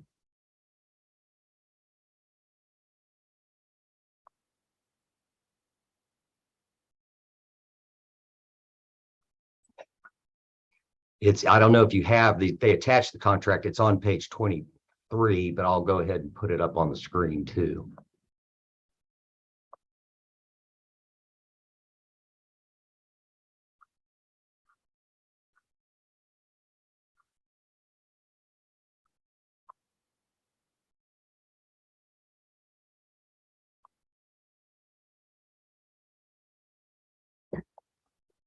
So this is section, you all see this, I assume, hopefully? Yes. Okay, this is section 5.03, and it's entitled Restrictions on General Partner. Sava was the general partner of the partnership. And so it's saying, notwithstanding your general powers, you can't do the following enumerated items. And the two that they reference are F, make, execute, or deliver for the partnership any bond, guarantee, indemnification, indemnity bond, surety bond, etc. And then M, loan or advance partnerships funds or credit to any person, etc.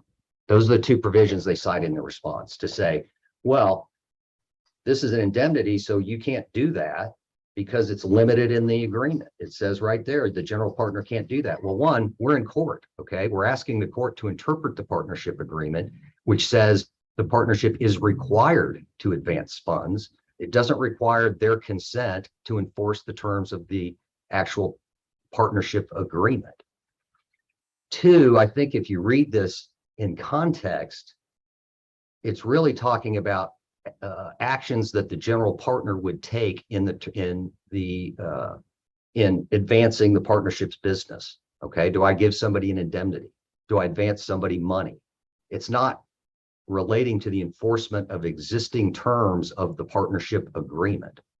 And frankly, if you read it that way, these general provisions, according to the plaintiff, override the specific provision in the contract regarding advancement and indemnity. Clearly, that is not the intent of these provisions. And if you read it that way, again, it's a nullity. There is no indemnity, there is no advancement unless plaintiff agrees. It's not what the indemnity provision provides. And I don't think a fair reading of these provisions of the contract mean that, hey, we've completely overridden the indemnity provision, which is a separate part of the contract, because here it says you can't make or execute an indemnity and for indemnification or indemnity bond. They're talking about, okay, am I doing it with third parties? Am I doing it in the ongoing business? I can't do that with people without the consent of the other limited partners.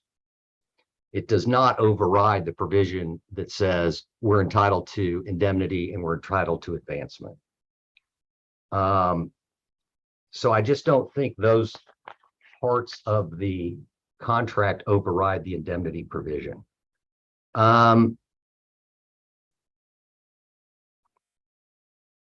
They also try to argue, let me stop the share here because I'm going to show you one other thing.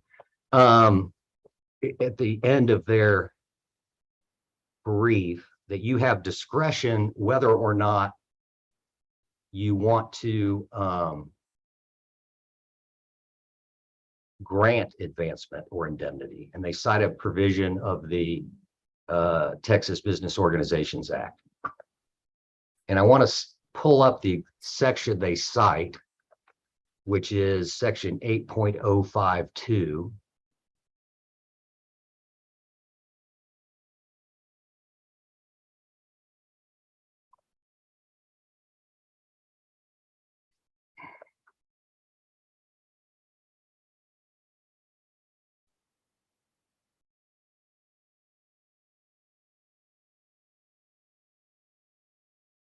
So they cite section 8.052, which I hopefully you got it on your screen there. Yes, I do.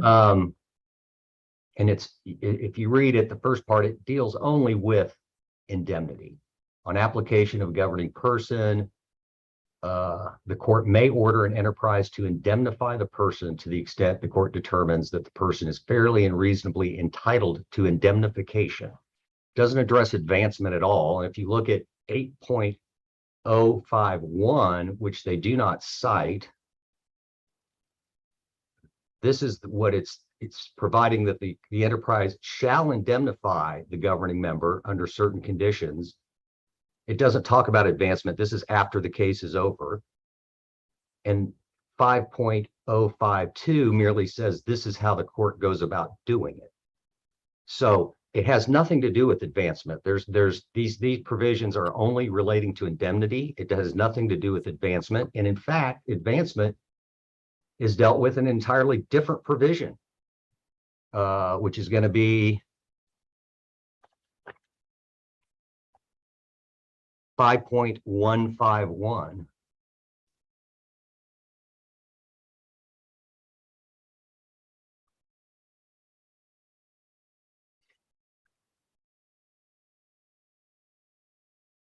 So let me get rid of this one.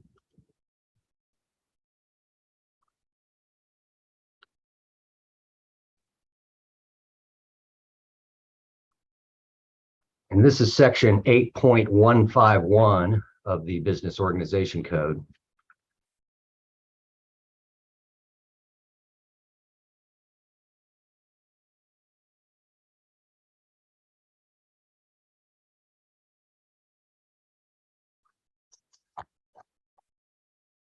Oh, I'm sorry. I pulled up the wrong section. It's 8.104. That's I apologize for that, Your Honor.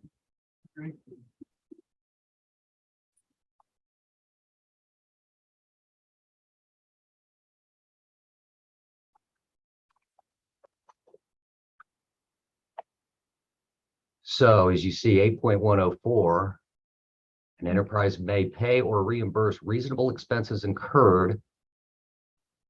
We can't see it. Oh, you're not seeing it? Okay, hold on. I thought I shared that one. I did it wrong again, probably. Well, I'm not,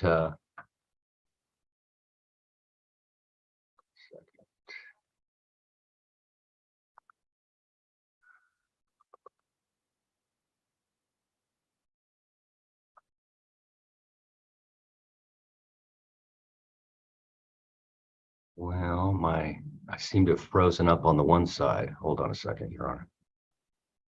Okay, is the other document still up, or did I not take it anything? You're not Yeah, seeing- no, we're just seeing your desktop, I think. Okay, well, hold on. Oh, here we go. I was blocked off, sorry. This will be the last thing I'm showing you, Your Honor, so I won't be goofing up very much more stuff.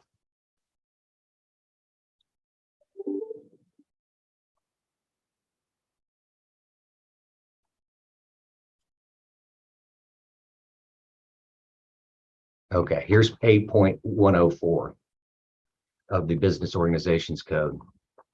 If you read A, it's specifically talking about, we looked at it a little bit earlier, how do I go about determining advancement? Well, you get a written affirmation from the person and they provide an undertaking. It has nothing to do with indemnity, which is covered by the section that's cited by the plaintiff. So that provision there is no discretion. This isn't an indemnity issue where there could have been facts that need to be determined by the judge. This sets out a two-step process, which we have complied with. So, Your Honor, we don't think that the arguments made are persuasive at all, that we should not be entitled to advancement of fees. They really are addressing whether we're ultimately entitled to indemnity, and that's not the issue. We still haven't had a trial. We still haven't put on all our evidence, and there's not something here today that you can make that determination with. Thank you, Mr. Daniels. Response? Judge, may I share screen as well? I've got a brief PowerPoint presentation. Yes, go ahead.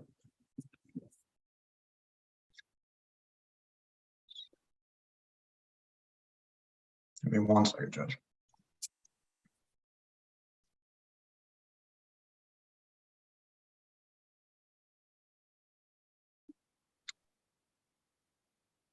All right, Judge, can you see the PowerPoint? I can. So, Your Honor, John Sokach, on behalf of the plaintiff, Peroche LLC, individually and derivatively on behalf of the partnership, Hotel Beltline 635. So, Judge, I think that part of the disconnect today is perhaps understanding what we're talking about and what this case is really about. And so what I wanted to do is just give you a really brief overview of the case so you understand why we don't think indemnity and advancement are proper in this case. Here's effectively what they're asking for. They're asking for this court to order payment of their own fees to defend this lawsuit when the person in control of the entity, and I'll show you a corporate structure here in a second, but the general partner is called Sava Ventures LLC, has paid over $500,000 in management fees to a related entity, Aquila Lodging, who's the management company, both of which are owned and controlled by this individual named Suhas Naik. And they've done so in direct violation of the partnership agreement. So in other words, Mr. Naik has paid himself over $500,000 and is now asking the court, hey, by the way, can I get some more money from the company to pay for my defense in this case? That's what he's after right now, Judge. He is asking the court to condone his own misconduct when he paid himself in excess of $500,000 and say, please give me indemnity, please give me advancement through the pendency of this case. So there's 3 reasons why we submit that the court cannot and should not grant summary judgment. 1, there's not been a consent given by the supermajority in interest, which is 80%, at least 80% of the outstanding partnership interest. 2, the indemnity and advancement request falls outside the scope of sections 5.12A and C. And what Mr. Daniels did not cover with you are the exclusions in there, which say specifically that you aren't to be indemnified or advance expenses if your conduct does in fact violate these other sections. And then 3rd, as Mr. Daniels pointed out, there is a discretionary component of the request under TBOC 52A, which does allow the court to decide whether or not to make this type of an order in light of all the relevant circumstances. So I'll go through each of these in sequence. So just a little brief background about what this is. This is a entity. It's a limited partnership, a Texas limited partnership, by the way, not a Delaware entity like in the In Re Damata case applying Delaware law. This is a Texas limited partnership applying Texas law. And the hotel is a Marriott. It's called Element, located off of 3550 Highway 635 in Irving, Texas. So you see a picture of it right here. So here's the corporate structure, and this is what I talked about earlier. So Hotel Beltline is the partnership. There are 4 partners. You have Sava Ventures LLC, which is the 1% owner and general partner, and then you have 3 other limited partners. My client is Paroche LLC. It's the 50% limited partner. Sava Ventures is owned and controlled by Suhas Naik.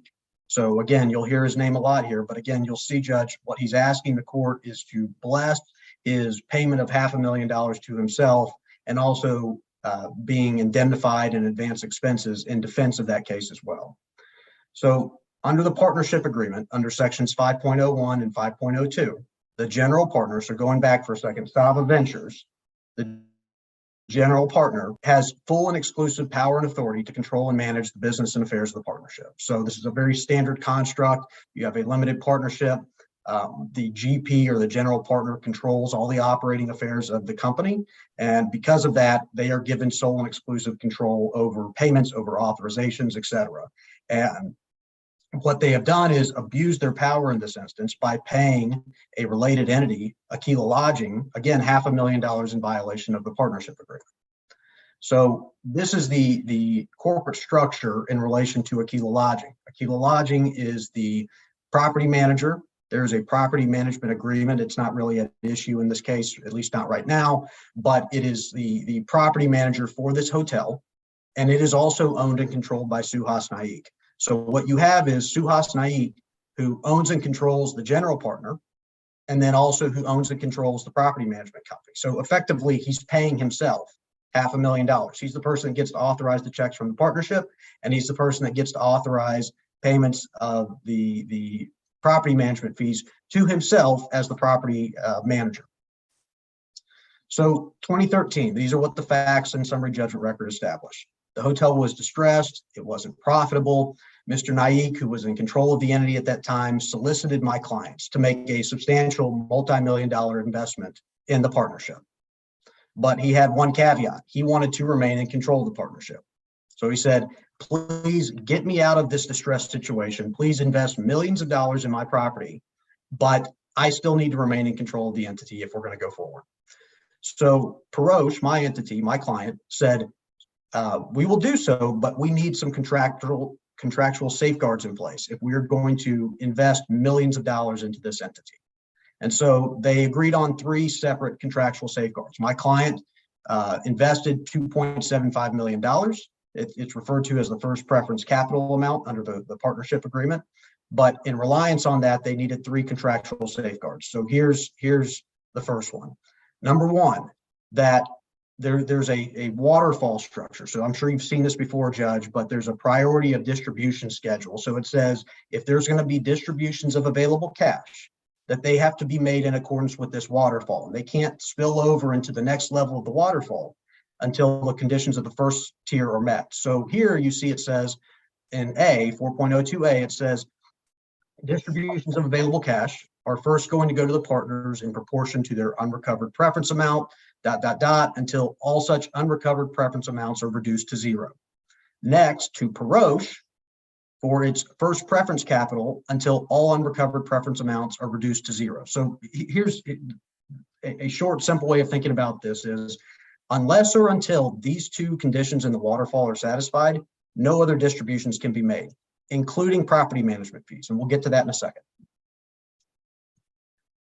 The second one is in section 1.12, which talks about the retention of distributable cash that has to be held by the partnership. It says that the partnership, until such time as Paroche has received a return of its first preference capital, that $2.75 million, the general partner, which is the entity seeking indemnity here, is required to retain distributable cash as reserves for payment of the preferred return to Paroche.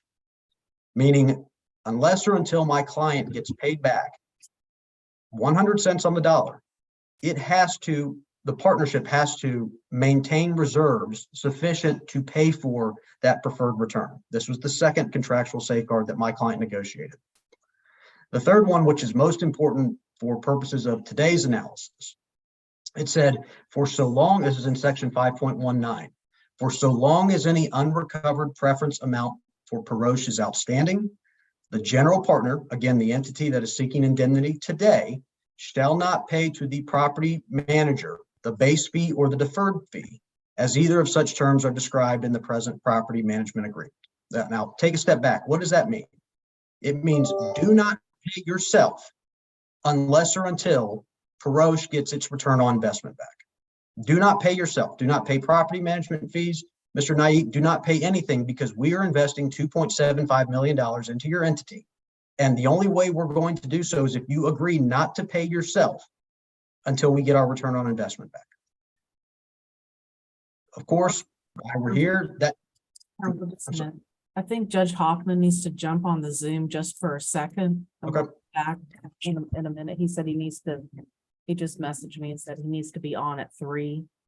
And then we'll give him whatever he needs to do, and then we'll come back. Should we just stay on? Yes, stay on, please. Okay.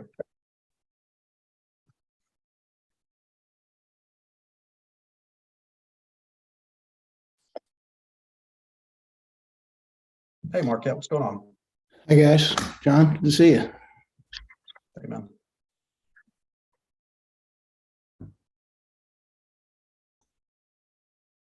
Tim, I didn't say hi to you either. So Tony, can you close the door?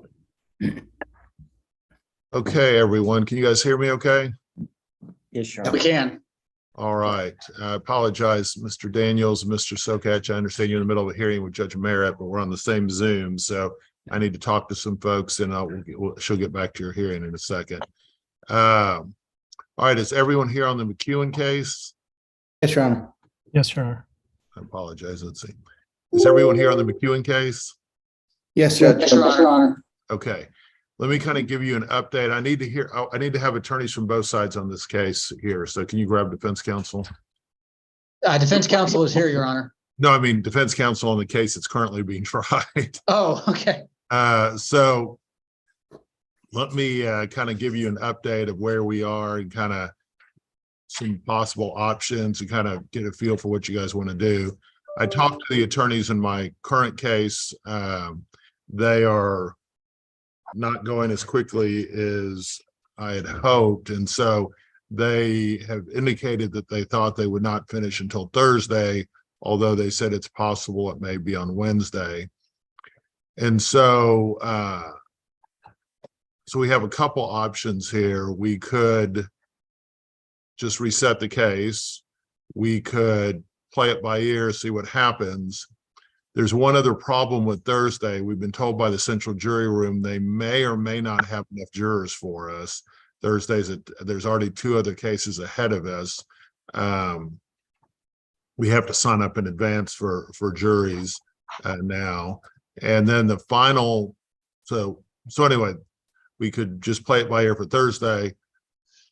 This last option is not great, but it might solve all the problems, is that I could bring a jury in on Wednesday, give them questionnaires if you guys wanted to do questionnaires. I'd have to take a break from the existing trial, but then we would, and then we could come back on Friday, because I think we'll be done by Friday, and finish oral voir dire, and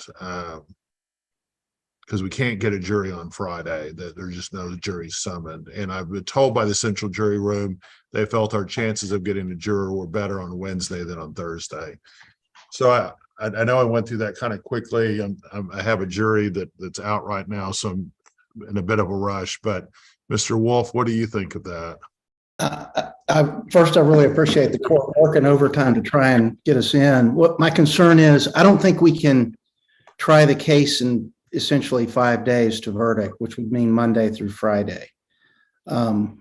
I think if we somehow try to shoehorn in, I've agreed with Kevin, Mr. Yankowski, that if we need to take people out of order, we need to take them out of order. But that was, we were real tight at starting Thursday and, being into evidence through Friday. And I totally get the whole jury room issue. I'm just thinking this is not in the best service of my clients to try and shoehorn in, and because then I'm gone. Richard's got another trial. I've got another trial. Kevin's got a loaded up docket after this. So we really only had that 2-week window, and we get it. You can't always get it in. But 4 of those 10 days was today through Thursday. So that's I'm really concerned about, some rushing to get it done and then not doing it right. And Judge, we would echo what Mr. Wolf just said. I mean, I don't want to put him in a position where he can't try his case. And I mean, candidly, we all know it's the defense that bears the burden if we argue to shoehorn it in, and then we don't have enough time at the end anyway. So I'm perfectly fine with rejecting the option of doing voir dire on Friday. I do think that's going to be dangerous, especially because we have out-of-town witnesses coming in. Do you want to play it by ear? And they're not going to finish. I mean, best of all possible worlds is we finish by Wednesday night and then we start you guys on Thursday, and I'd have a jury deliberating on Thursday and then you guys going.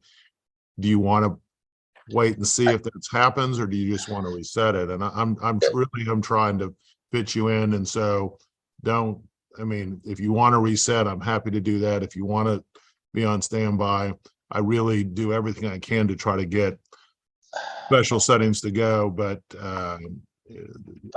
Judge, Mark and I talked earlier, and I think we're still in agreement.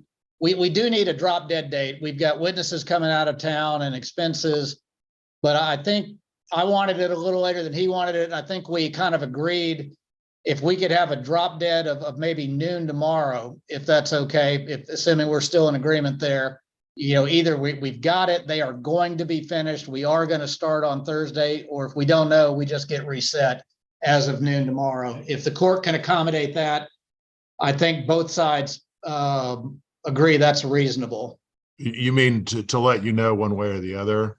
Yes, Your Honor. Either reset us or tell us we can start going to the expense of getting people, on planes on set days and having them buy air tickets and we'll go. If they really can confirm that they'll be done on Wednesday by noon tomorrow, then let us know. If there's ambiguity as of noon tomorrow, then reset us. Right. That's what we talked about, Judge. So let me just, I'm letting these folks try their case like I try to let everyone try their case. I usually try cases Tuesday through Friday, but I couldn't do Friday, so I canceled. Judge Merritt is actually hearing my Monday docket. Ms. Metcalf, why don't you just kind of explain y'all's situation so they have a better feel? Because and Ms. Atwood, you feel free to share. Sure, Your Honor. I think we all are trying to be as expeditious as possible. We've got a couple. Your Honor, I can't hear whoever that is. The voice is really dim. Can you? Sure. Is that better? Are you able a little bit now? Now I can hear you. Okay. We are trying to be as expeditious as possible. We've got some witnesses coming in tomorrow to testify. So, my anticipation is we're going to do our darndest to be done tomorrow. And then Ms. Atwood has her list of whoever she's calling. So plaintiffs won't rest until end of the day tomorrow, roughly? And I'm not criticizing, I'm just asking, trying to get an understanding. I think that's realistic, looking at the folks coming and how the testimonies come on as far. Ms. Atwood, can you just make sure to speak up, please? If the plaintiff rests tomorrow afternoon, we've got probably 4 witnesses. We're looking at calling one as short by deposition. And I don't expect them to be long, but I expect it to take the better part of a day. to get the defense, at least, I think we should plan on a day for the defendant's case. That would be at this rate. Wednesday, probably, right? Yeah. I mean, is there any realistic chance we're gonna finish on Wednesday, I guess, is my question, even if we worked late or did whatever to try to do that, or what do you think? I don't think so, Judge, to be perfectly honest, but at the time we close evidence, we get a charge conference and then we have closings. I don't see that being able to happen before Thursday morning. Judge, in light of that, and do I understand you don't have the jury in on Mondays for? I do today because of this trial and your trial, and so, but typically I don't. So what would next Monday look like? I mean, I'd have to ask Judge Merritt if she could cover my hearing document Monday again next week. But I think the writing's on the wall for us, Judge. I do too. I don't see any way with plaintiffs not resting till end of the day. I mean, I guess we could still wait if something goes crazy and they rest at noon tomorrow, then there's a fighting chance. If they haven't rested by noon tomorrow, I'd say we're done. I mean, that's what I'm hearing from the other counsel, and I know they're moving as expeditiously and as efficiently as they can. is there any chance this case is going to settle, guys? Has there been any new settlement talks since last week? No, Your Honor, there hasn't been any. I can't hear again. They said there hasn't. I'm just trying to see if there's a chance that they might settle. Sometimes that happens. They've said that the issue in this case is that all of the defendants, except for the hospital, have settled out, including the door installer and manufacturer. I don't know who exactly the door folks. And so I think Baylor is kind of, my impression is they're kind of blaming the door manufacturer and the plaintiffs. So I'm not trying to get into the merits, but I'm just saying this is, that's why it may not settle. And so.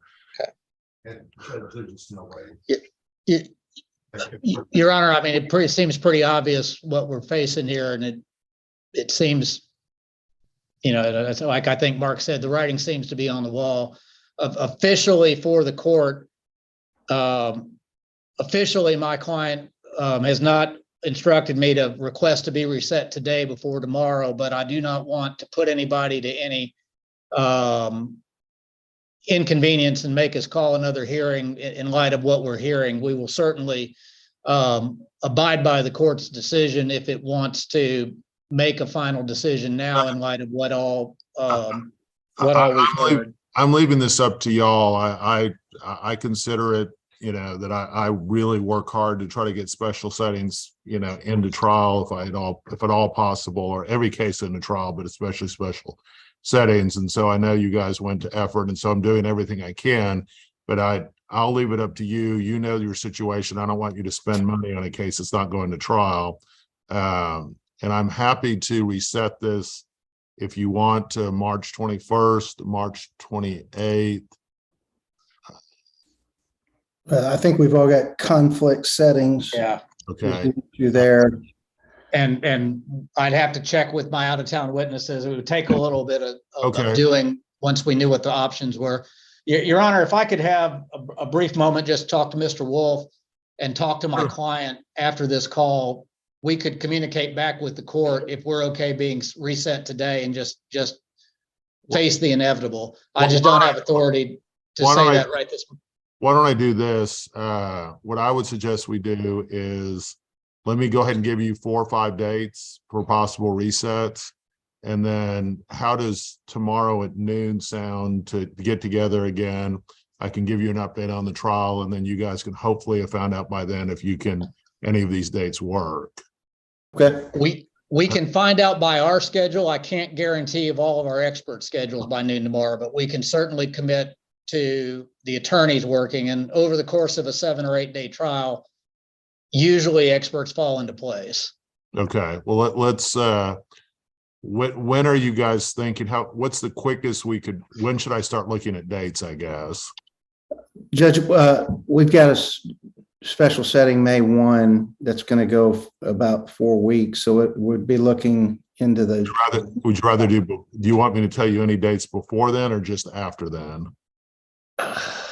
Richard, I don't know where your calendar is.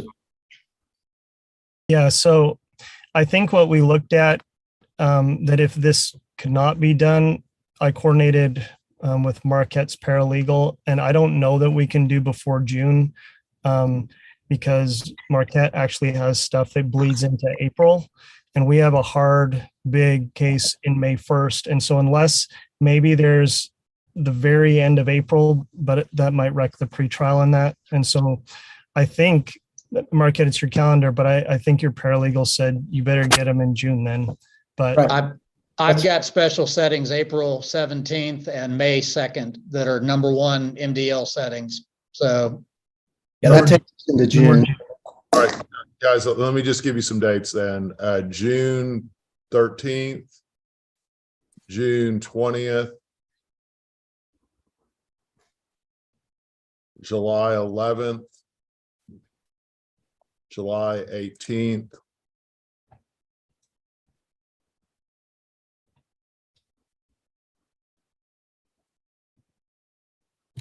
August 8th, and August 15th. Okay. We can work from there. one or more of those will work for everybody, I'm sure. And I mean, we'll work with people on vacation letters, waiving, avoiding existing vacation issues for counsel, but we'll work together. We have very well so far. Okay.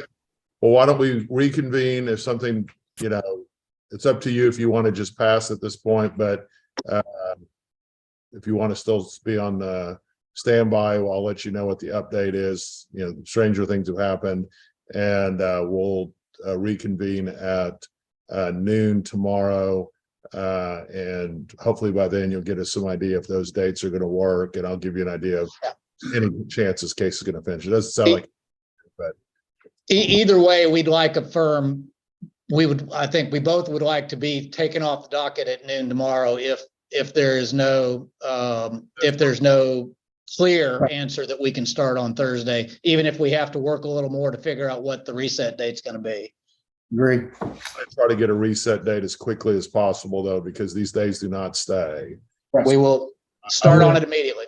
I would try to get this because calling my coordinator, she does a great job, but I know exactly how this all works and how long trials are going to be. So if you guys could try to get me, so if we could get you a special setting locked in tomorrow, I think that'd be in everyone's best interest. But at a minimum, Judge, we ought to be able to tell you the weeks that don't work, and narrow it down to a smaller set that we're looking at. But hopefully we can have 1 or 2 that we can agree to. Sounds good. I will see you guys tomorrow at noon on this Zoom link. Thank you, Judge. Thank you, Judge. Judge, before we get back to the hearing, can you address Yes. the Jane Doe case, please? All right. So is anyone here on the Jane Doe case? Yes, Your Honor. Jack Luckett here for defendants. Yes, Your Honor. Anjali Nigam on behalf of the plaintiff Jane Doe. Is there someone on the other side? Yes, Your Honor. Anjali Nigam on behalf of Jane Doe. And who's here for the defendant? Jack Luckett, Your Honor. Okay. So let me just kind of give you a quick update. Judge Merritt has been handling my docket today because I'm in the middle of a jury trial. I think she feels understandably that this may not be the appropriate case for her, given some of her past representation on cases. And so I'm going to need to hear this particular motion. Unless you guys have an agreement, I don't have time to hear it today. It looked like you were pretty close to agreeing. I agree that a protective order is probably appropriate. I typically use, if the parties don't have one they agreed to, is the one that Judge Smith used to use in the 192nd. If you guys have a copy of that, I think it's the same one that Judge Savis uses. That's my kind of backup one. I should probably put that on my website, but I haven't. So do you guys have any questions? I think we might actually make you happy. What? I think we might make you happy, Judge. I think we've got something in place and we just need to have the court sign it.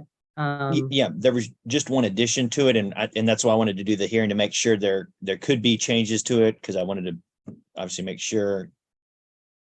There's just one addition about filing confidential documents and how that's handled, and otherwise it's identical to that 192nd form order. What is the addition? So I understand what you're talking about. It's just the defendant or the producing party is going to be responsible for the cost of any in-camera delivery to the court. So in other words, if I have to file something, it's got a confidential designation, defendant will agree to pay the cost. Is that agreed to by both sides? Yes, Your Honor. That's fine with me. So give me a copy of the order, get it emailed to my court coordinator and e-file it. Make sure at the beginning of the order, instead of on this date, say that this was heard on March 6, 2023, or put it as an agreed order, one or the other. Either need to say agreed order or on March 6, 2023, this is when it was, this hearing was heard. All right, guys, any questions? No, Your Honor. Thank you very much for your time. Get that to me no later than this Friday. Will do, Your Honor. All right, you guys have a great rest of your day. I'm going to turn it back over to Judge Merritt. Thank you for your hard work today, Judge Merritt. Thank you. I'm going Thanks, back. Judge. Thank you. All right. So Patch, sorry to interrupt your presentation. All right, Judge, I understand. I'm not going to fault Judge Hoffman for that, so don't worry about it. Okay. So I think you're on slide number 2 from my memory of where we were on your argument. I think, well, I had slide 12 perhaps. Oh, okay. Is that, hold on, let me get back on shared screen. Give me 1 second.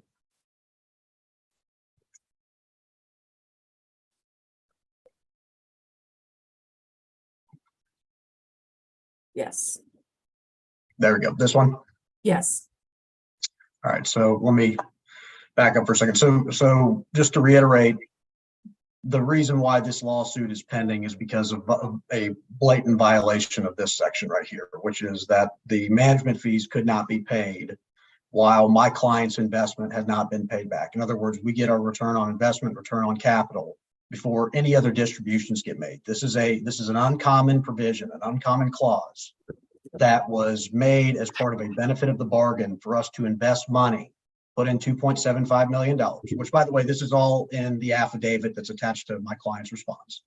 This was an express benefit of the bargain that induced them to invest $2.75 million, meaning that they wouldn't do this unless this provision was agreed to and that Mr. Naik would not pay himself until my client got 100 cents on the dollar back on what they've invested. So here's where we are at present. As we sit here today, the partnership has not distributed enough cash to reduce Perosh's unrecovered preference amount to $0. That's in the affidavit attached to my client's response. Perosh has not recovered the entirety of its unrecovered preference amounts. That's also in the affidavit attached to the response. There have been no distributions made to Perosh since September of 2018. At present, the partnership owes my client at least $1,030,264.33 through the accounting of January 31st, 2023. So what does this all mean? It means that the partnership should not and could not have paid any property management fees at any point in time since 2013, because there's still money that's due and owing back to my client. Of course, we found out that's not the case. September 7th, 2021, my client filed suit claiming that they hadn't been paid all their distributions under the partnership agreement. This constituted a written notice by the partnership to the general partner of its breaches, which I'll get into and why that's relevant here in a second. In September of this past year, we actually got an updated accounting that showed that Saba Ventures had paid Aquila.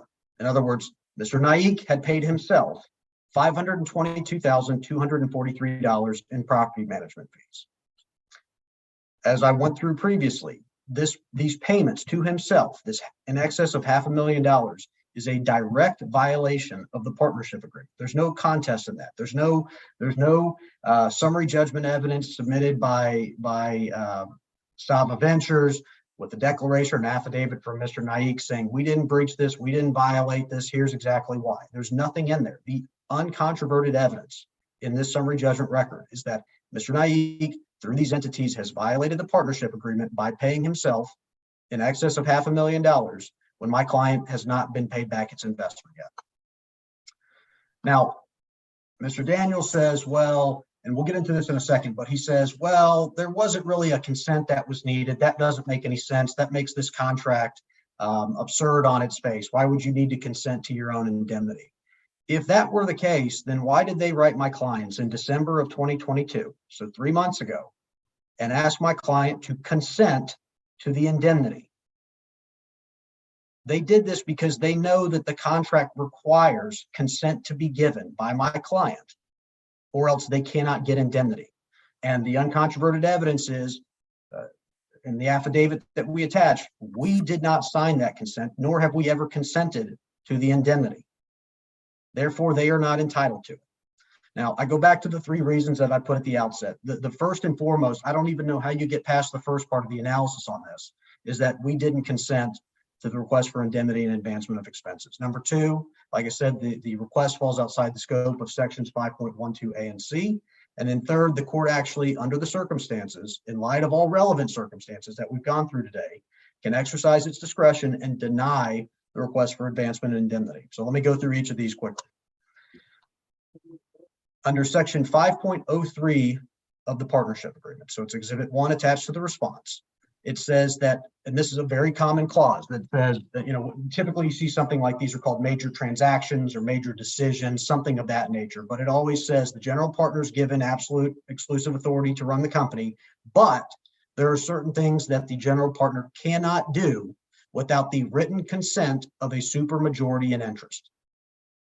In 5.03F, the partnership cannot make, execute, or deliver for the partnership any bond, guarantee, or indemnification. It didn't say a limited type of guarantee, indemnification, or bond. It said any bond, guarantee, or indemnification. Number 2, the partnership cannot loan or advance partnership funds or credit to any person, including without limitation, any partners for any purpose. You see the word any in there every time, meaning any and all, meaning any instance in which there is indemnity or advancement sought. You have to get a supermajority in interest to consent to this. Now, I know this sounds a little absurd. I actually had a case go up a couple of years ago. It's 80 Villarai versus Chan Pack. And the Court of Appeals in that case said, look, as absurd as this sounds, in that partnership agreement that they had, there, in order to expel a member, you had to have the written consent of all the partners in that entity. And the other side said, well, that doesn't make any sense. That means you would have to consent to your own expulsion. And the Court of Appeals said, yes, that's exactly right. You guys wrote this contract. We can't rewrite it for you. We're not here to weigh in and opine on whether or not you have contracted artfully or for your own benefit. We are not here to determine whether or not you made a good deal. We are here to enforce the contract as written. Again, this is Mr. Naik's entity prior to 2013. He was the general partner through his affiliated entities. These are the contract provisions that these parties agreed to. They said any indemnity, any advancement for any purpose, you have to get a supermajority in interest to consent to it. Section 1.37 says a supermajority in interest is 80% of the partnership interest owned by all partners. If you just do the math, my client owns 50%. They can never get a supermajority in interest of the partners because you have to have my client's vote in order to do that. In fact, if you added up all the other outstanding interests, you only get up to 50%. So because of that, they cannot get an indemnity or an advancement of any kind as the parties put in their own agreement without my client's consent. So what does this all mean? It means that my client must consent to the indemnity or advancement or else it can't happen. They know this consent was required because they sent a letter request expressly requesting consent to from my client. And if the court were to order indemnity or advancement, that would be effectively rewriting the contract. It would be rewriting the contract in the terms that the parties agreed to, where they said any indemnification, any loan, any advancement has to get a supermajority in. So by granting this request, you would be giving a rewriting of the contract to benefit somebody who paid themselves in violation of the contract.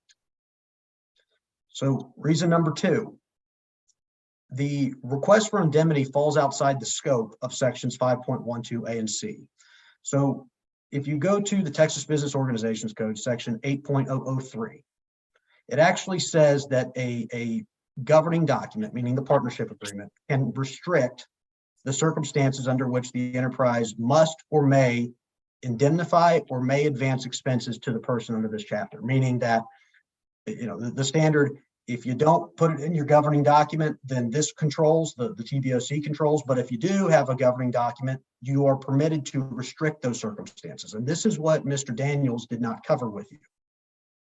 If you go to the fine print in sections 5.12A and 5.12C, it does say that you can be indemnified, you can be advanced expenses, but it is excluding any such items incurred as a result of something for which the general partner or former general partner is liable under section 5.09, or, and I'm summarizing, but it has the same exact language.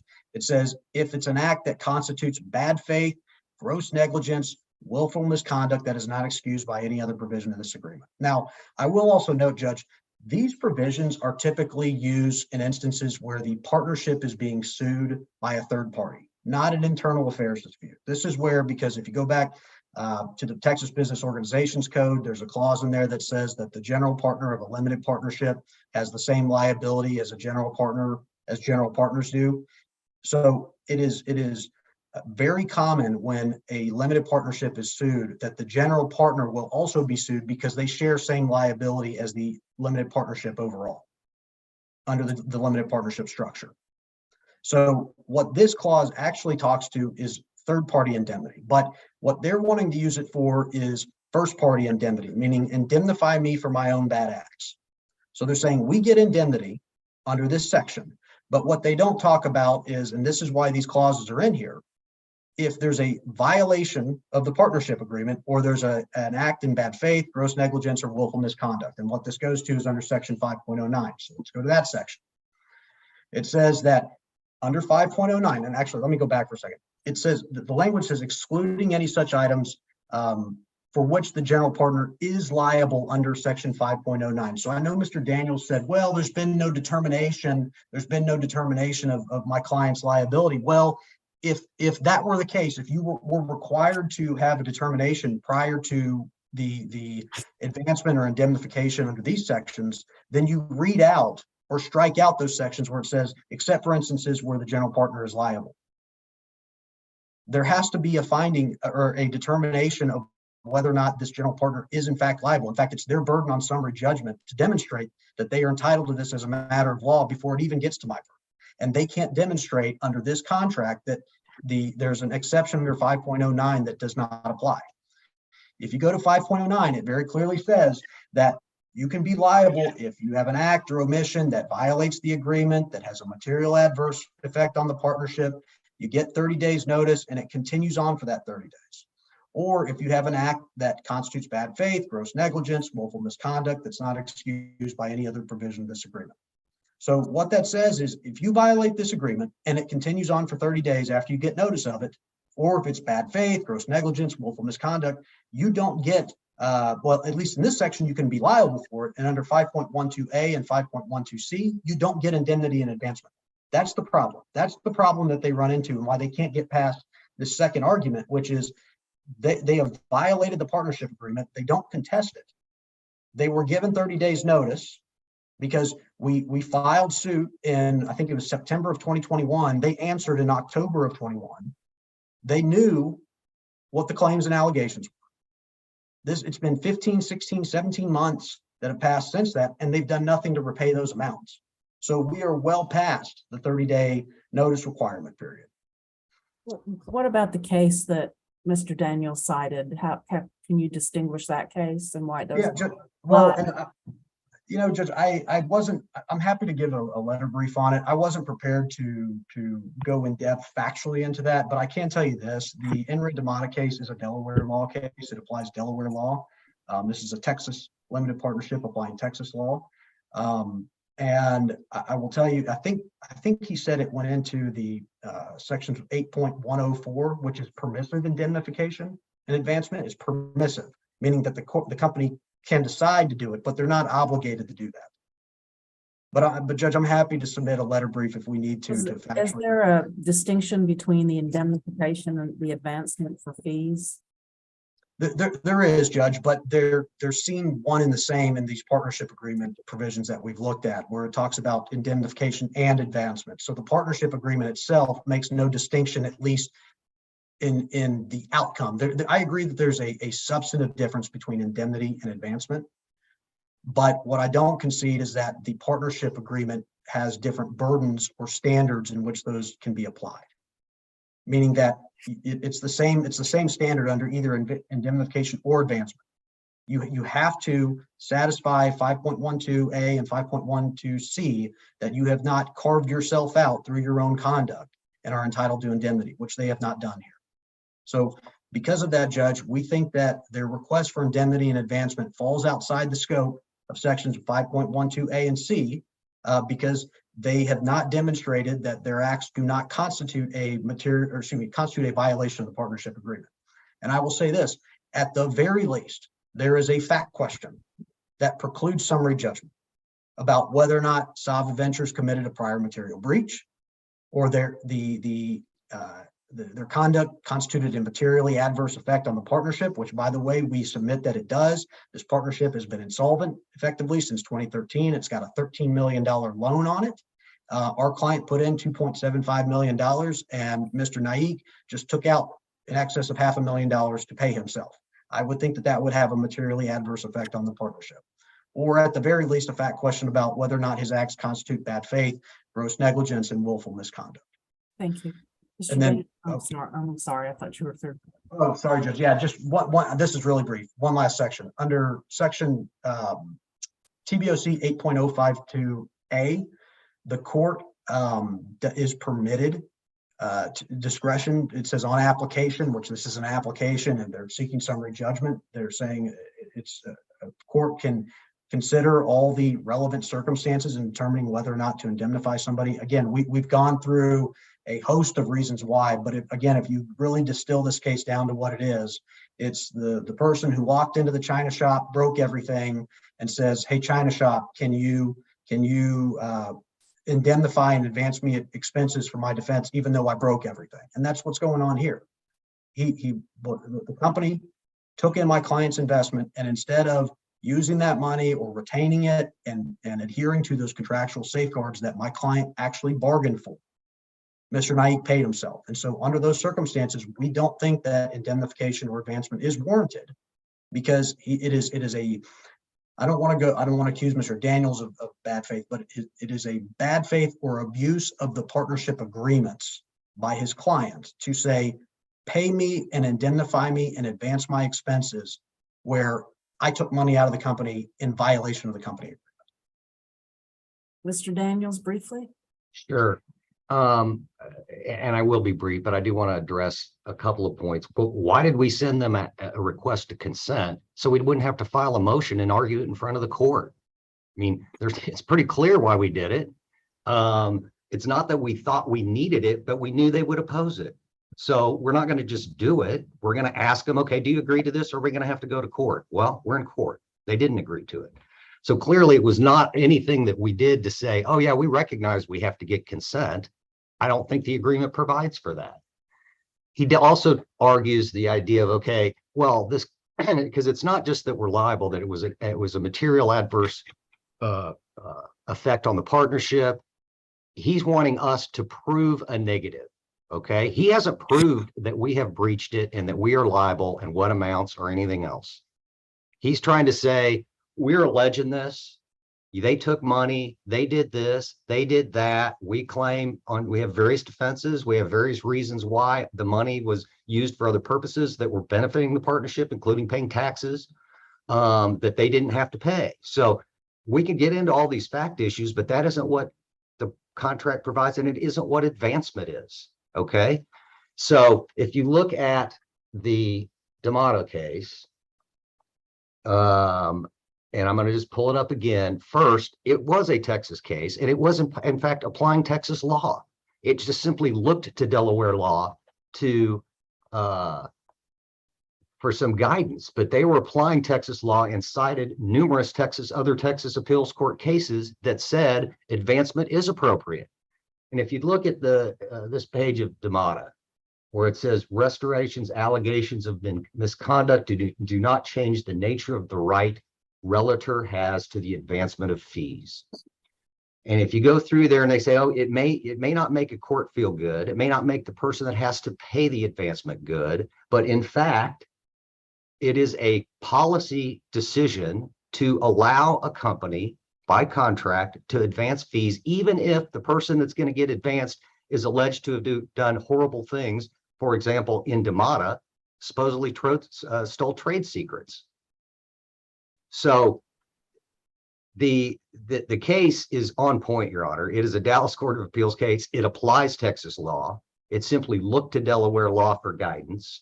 And so I do think it is the most relevant authority that we have. So let me just show you this again. Okay, here's what I'd like to do. Cindy. Okay. Time. I'm going to give Mr. Salkash a chance to do a brief look at the case since he wasn't prepared on that. And I'd like a copy of the case sent to me as well. And Mr. Salkash, when do you think you'd have your letter brief to me by? Tomorrow or Wednesday? Realistically. You're muted.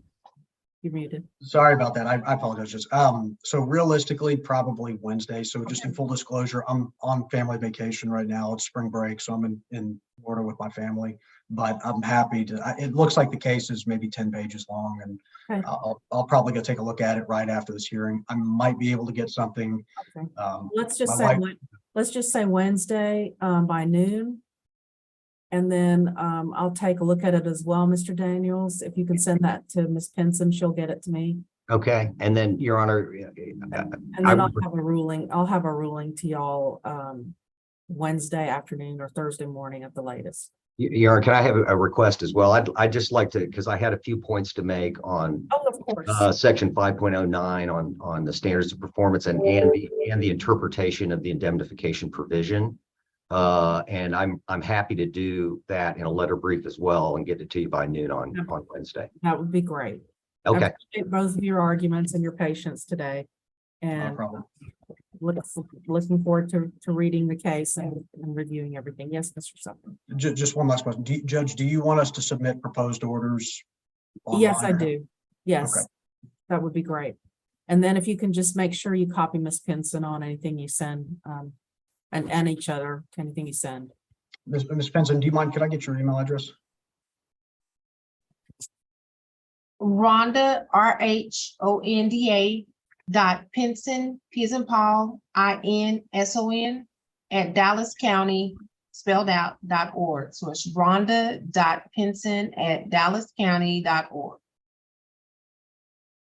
Perfect. So Judge, Okay. we can submit our letter briefs to Ms. Pinson and then file those as well. Yes. And the court case goes to Ms. Pinson as well, right? Yes. Okay, I'll send that. I'm going to go ahead if you don't mind. There's really two cases that Damata also cites on this issue from other Court of Appeals. I was relying on the Dallas Court of Appeals. I'm happy to send the other two. I cited them in my brief. That'd be fine. That'd be fine. That'd be helpful. Thank you so much for your patience. Tim, would you mind sending those to me as well? Just if you're going Sure. to submit your copy, at least copy me on it. So I've got them. Oh, I will. All right. Well, y'all are excused. Thank you so much. Thank you, Judge. Appreciate it. All right. Is there anyone here that are still here for the Centra Funding LLC versus Palma case? Your Honor, Emery Shannon appearing for Shelley Palma and the movement, defendant and movement. And who's here for the plaintiff? Rebecca Brown, Your Honor. Okay. Mr. Palma, it's your motion. You're making this motion? Yes, Your Honor. Okay. So we're set for trial, I believe, next month. This case is the amount in controversy is approximately $15,000. The plaintiff financed the defendant's purchase of an engraving machine. And during the period of COVID, the defendant's business failed, couldn't sustain itself. She was living in California at the time and then closed her business and moved to Utah. She's been sued. The parties have been working diligently to try to get to a resolution, given the dollar amounts that are involved. We were actually able to negotiate a dollar amount for settlement and a monthly payment amount with the settlement to be secured by an agreed judgment. Regrettably, however, and this is really kind of a frustration, and I'm not pointing I don't want to make Ms. Brown defensive. I'm just saying we have earnestly tried to get it resolved, but the terms, there's 2 terms within the settlement agreement that we just log jammed on and couldn't get past. And in light of the dollar amount that's involved, the potential savings of judicial time, if we could just go to mediation, I feel very confident that if we had a third-party mediator get involved and help us get past these 2 little issues on the settlement terms, we can get this case resolved and not have to go to trial. So that's the aspiration and the wish of the defendant. And I will point out, in the pretrial order, the parties were required to go to mediation anyway, and we didn't do it because we felt like we could get something resolved. But here we are. Brown? Your Honor, that's correct. I did look at the documents, and we were actually ordered for Frederick Lewis to mediate with this. I do see that Mr. Shannon has asked for another mediator, but there's no fees or anything attached to that. So my client is objecting to the mediation right now, only on the simple fact that there are those 2 issues remaining. And this is a very standard agreement that we've had. And I'll be honest with you, Mr. Shannon's one of the first ones to bring this up. And my client at this point has already told me, even at mediation, they're not budging on that. They've already modified this agreement a couple of times from their norm. So, I mean, we'll go to mediation. The court's ordered it, not an issue, but I just don't want it to be one of those we go and we're going to have my client incur fees, which I'm going to tack on to a summary judgment, and then his client have to incur fees when he's already stated that his client said they just don't have the fees or the funds to, do litigation. Well, perhaps a half-day mediation, since it's limited to, just 2 issues, Mr. Law. Judge and Ms. Brown, we requested Matthew Wright's office to do the mediation. He's the most reasonably priced mediator I've ever dealt with. He charges a total of $500 for a half-day mediation, $250 a party. It's extremely reasonable. I've mediated with him multiple times, and he's just done a terrific job. But I can't find anybody else in the market that's cheaper than that. So anyway, I've got some more comments about if you have any concern about ordering the parties to mediation, about whether the reasonableness of it. But I don't want to go any further than just comment. I think since the parties are ordered to mediation, you should go to mediation. I'd like to see an order. I don't know if it's going to be it doesn't sound like it's going to be an agreed order. So I guess I'll grant the defendant's motion for mediation. When do you think that reasonably that can be accomplished, since your trial date is coming up? And Mr. Emery, the trial isn't until May 30th. So our mediation deadline's actually April 28th. So we have time. Okay.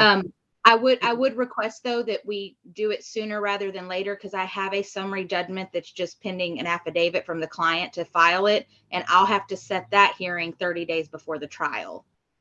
So if we could get the mediation in March. Yes, before the end of March, so that if we can't, mediate, I will go on and file my summary judgment once I have my affidavit, but I know I can't secure a hearing until after mediation, and then after. Okay. So is that okay with you, Mr. Law, to put in the order that mediation to be conducted on or before the end of March 31st, I guess? Yeah, it's going to depend on the availability of Mr. Wright's schedule. I think what the parties can do is make a request within 5 days from the date of the entry of the order at the soonest available date that's available to the schedule of both parties. That's fine with me. Will you draft up an order, Mr. Law, for me to sign? Shannon, you refer to me? Yes, I'll be happy to do that, Your Honor. So. Is it Shannon? Is Shannon your first name or your last name? Yeah, it's very confusing. Emery Shannon. Okay. Last name Shannon, right. Okay, it just says Shannon Law, so I thought it was your first name. Right. Okay. All right, so I'm going to grant the motion, and if you'll submit that, e-file it as well as send a PDF copy to Ms. Pinson, and she'll make sure I get the order to sign in order to All right. sign.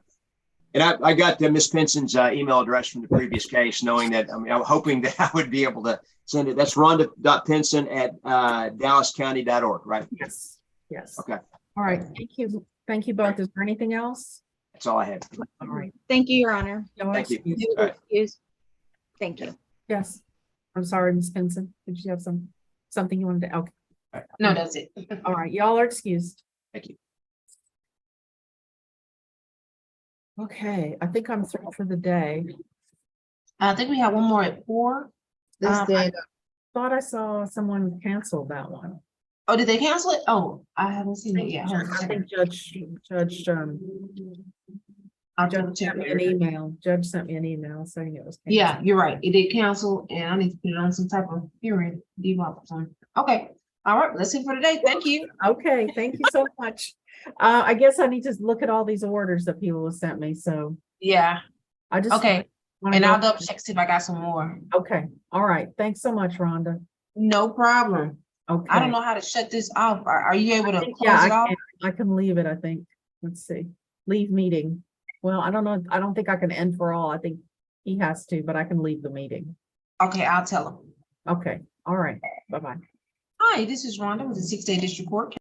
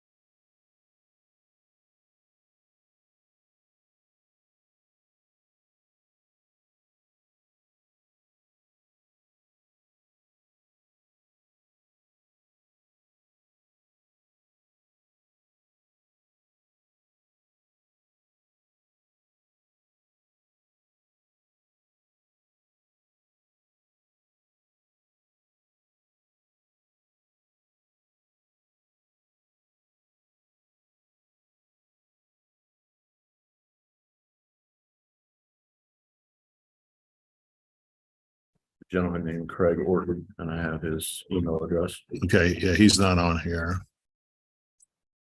Miss Carter, are you for something? Your Honor, we filed a motion to dismiss the defendant after a notice of dismissal. It was the wrong defendant that was served. And I've talked to the pro se defendant who was supposed to pull down the hearing, but I just showed up to make sure that that had happened. Evidently, it Yeah, hasn't. The 4 o'clock hearing is canceled, if that's what it is. That's what I'm here for. Okay. All right. All right, well, great.